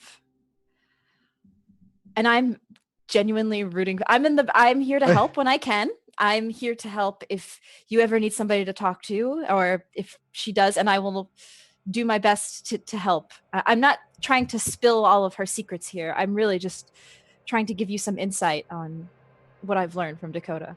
Just being the relationship guru. You know, the nicest thing about it is that she saw my face and it didn't bother her.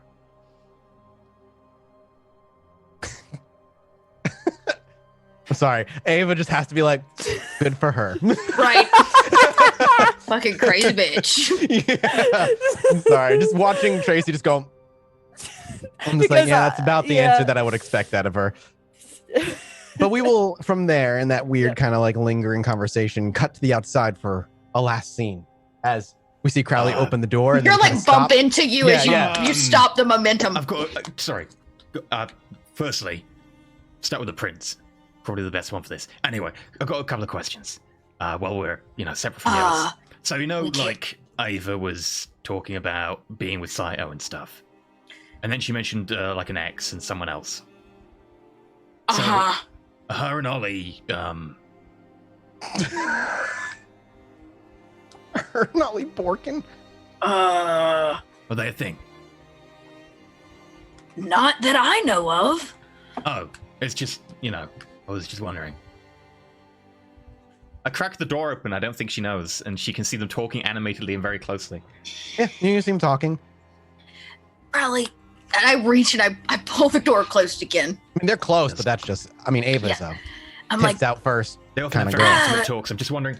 Could be Crowley, remember me telling you that Ava right. is a little bit of a Danger Black thighs. Widow. Yeah, I remember. Yeah, right.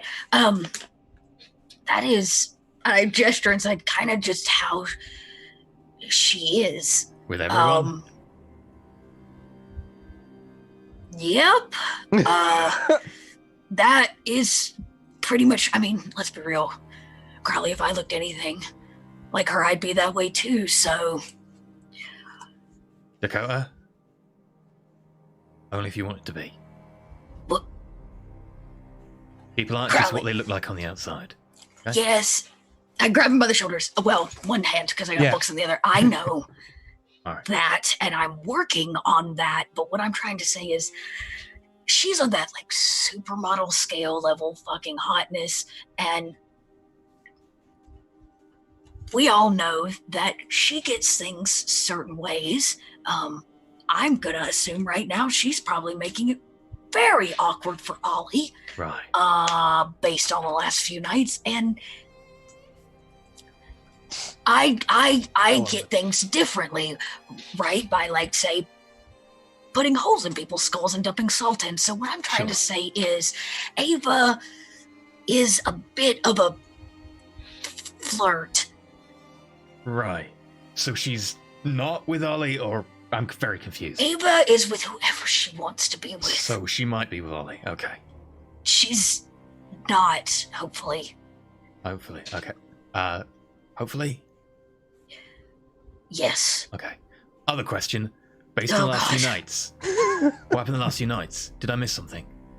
No, Crowley, you haven't missed. Sorry, I just think I'm sometimes quite disconnected from this coterie. It feels like there's a lot of subtext. You have a lot of history. I'm sorry, I'm still catching up. Hey, don't apologize for not knowing things. Somebody told me that one time. You're asking, so Okay. it has been a few nights, and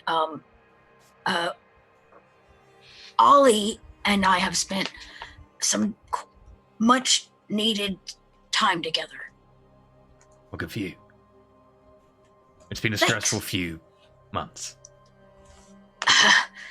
Yeah. We just Take that insight check now. needed. I mean, she's obviously being fucking awkward. You can make your assumptions, much like Ava could make hers prior.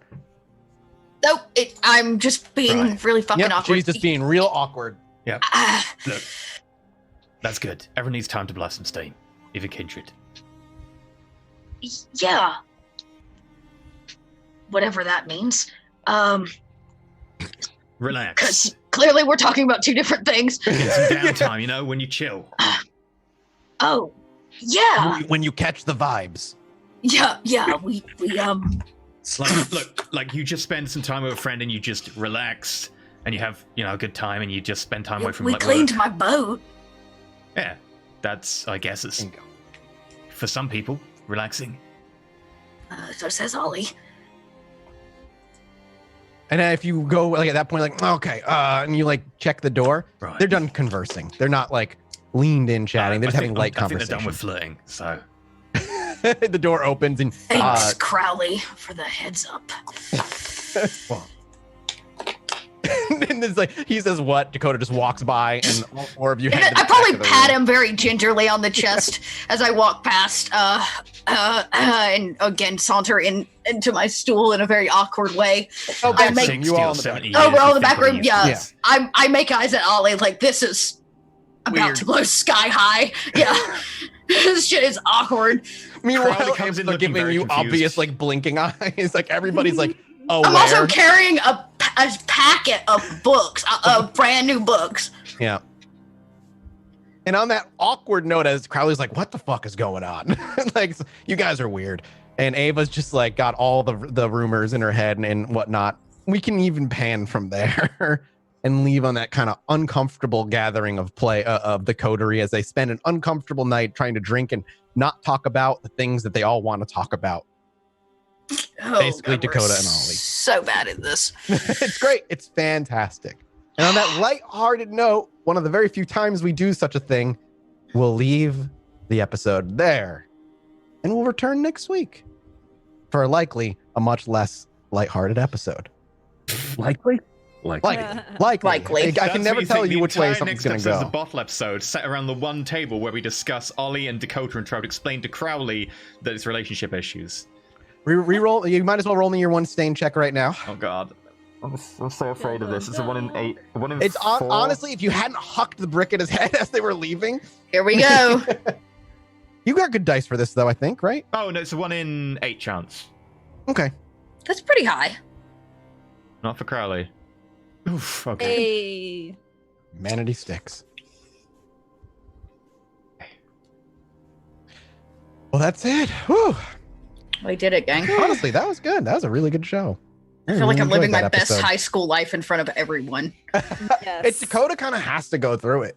Like she She kind never did. She had Yeah, too that's much what I'm saying. other So she- shit to do. Exactly. So she's gonna eventually catch feelings for somebody. So And her humanity's back, which is half the reason all this is going on. exactly. Well, that's it. Take it away. Wowzer. Henry. Right. Anyway, we're gonna go do an after show. That'll go up on Patreon in a few days at the Observatory and above. In the meantime, we do Monster Hearts tomorrow, so do check that out. I wasn't at all, getting my Monster Hearts vibe on in that last scene. So if you want to see more relationship chaos, go watch that. I play a very different character. Let me check. What else we got? Today's support was Kaylee. Kaylee, thank you very much. Thank you, Kaylee. Thanks for Yeah, the episode. thank you. To make it possible for this drama to continue. February recap is live, Blade's character sheets are up, and we have 1 more week of daylight saving, so next Saturday will be the same, but the next Sunday, in a week's time, will be different, so bear that in mind. There will be, I'm sure, tweets and all that jazz out that you can look for. That said, I think we're all good, so we're going to go through people and then read out some tips, and then go do after shows. So let's start off, I think, today, well, storyteller, Mathis Games. Who are you? What are you doing? Where do we find you? You can find me everywhere at Mathis Games. I play a bunch of like sandbox simulation style storytelling, very friendly games on my YouTube channel. You can go check that out. A lot of open-ended stuff. We'll be starting in a week or so. X4's first expansion and 3.0 is coming out. And with that, I'm going to be jumping into X4 Foundations for the first time. And I'm really, really excited to play it. So It was one of these games I was looking forward to, and then when released it kind of sucked, and I'm hoping they made it better. Yeah, that's what I was do too. I've been kind of keeping tabs on it, but with the expansion of big 3.0 patch, it seems like it's going to be a really good place to jump in. So I'm checking out that. And obviously, we just dropped another episode of Chilluminati yesterday on Hollow Sun Theory. It's a dumb one, but it's hilarious and it's worth listening to. So go check that out. Right. That's it for me, and you can find me everywhere. There you go. Talking about relationship chaos, Dakota Rain, Little Red Dot, Chelsea. What about you? I'm Dot. You can find me online as Little Red Dot. I roll dice, tell stories, hang out with cool people. Right now I'm in a full-on Animal Crossing binge fest, so you can expect some of that if you want to come check that out. And that's kind of what's going on. During the week, I'm proud to say I'm officially producing for the Dad's Garage ATL Twitch channel. So Awesome. Come hang out and get comedy made proper by improvisers. Except it's not proper at all. It's rather vulgar and very funny. So yeah, I hang out there during the day, and then the rest of the time I get to hang out on cool places like this. Right. Okay, what about Ollie Hopkins when he's not trying to flirt with awkward Dakota Rain in a library? Bub, what about you? I'm equally as awkward everywhere. I promise you that. It's not just on this. Me too. Speaking of which, you guys can find me everywhere as the Bubbernaut on everything. I stream a lot through the week, and those hours are increasing at the moment, so as to give people a little peace of mind during the things happening in the world at the moment. Won't go into it, but everybody can probably guess. So come find me, relax, have a good time, and you won't regret it, I promise. When you said the thing currently happening in the world, I tried to think of like some esoteric bit of news that wasn't the thing, and I was like, no, genuinely my entire newsfeed, I don't know what else is happening in the world. I can't. Yeah. Ava Eloise, Miss Magitech, Tracy, when you're not being gaslit by La Sombra into Crazy. thinking you did your own thing. How dare Yeah. you? First of all, how dare you? Mathis. Crazy La Sombra lady, yeah. Hi, my name is Tracy, Miss Magitech. You can find me everywhere as Miss Magitech, and I stream a few times a week. I make videos on YouTube, and I do other things on the internet when I'm not doing my full-time job. So yeah, you can find me there, and that's about it. EE, you're next. Oh, God. Tell us about you. YouTube.com/Elysium. I've got videos on Stellaris, where we're playing a lot of cats in the middle of catastrophe. Yes, I did make a race of cats just to be able to use that pun. Our homeworld's going to explode. Hearts of Iron 4, where we're trying to invade America because they started it. That should be an episode of that coming out in a few minutes. And twitch.tv/Elysium, where I'm playing anything from Magic the Gathering to Foxhole. And that's about it. Anyway, with that said and done, we do have a few tips to read out. So, A foxhole? Foxhole, yeah. Okay, I thought you said Fuck Magic all? Gathering and fuck all. I was like, Well, that too. Look, there are some weeks where I do play fuck all. The first blog, $5.83. Welcome to VTM, Monster Hearts Edition. Roll love, roll relation, Dally, roll ship. Oh, we did a poll. The official name of the ship for Ollie and Dakota is Dally. Oh. Dolly. Dally. Oh. Dally? Dally. Dilly Dally. That is her official name. Toot toot. Miss Amy Hoyle, $10. This is my new favorite NPC, Raven. Oh, the blonde girl. Oh, Yeah, she had a Yeah. good time. She was ready Yep. to eat ass, dude. I mean, Was you gotta really be into having it. a good time. Look, everyone's got their kinks. Crowley doesn't judge. $3.14. Emotional support pie. All the awkward emotions. I love you all. Thank you very much, Vo, for that one. So, Vo, Miss Amy Hall, and First Blog, thank you very much. We're going to go do after show. Till next time. Goodbye. In your favor. Bye.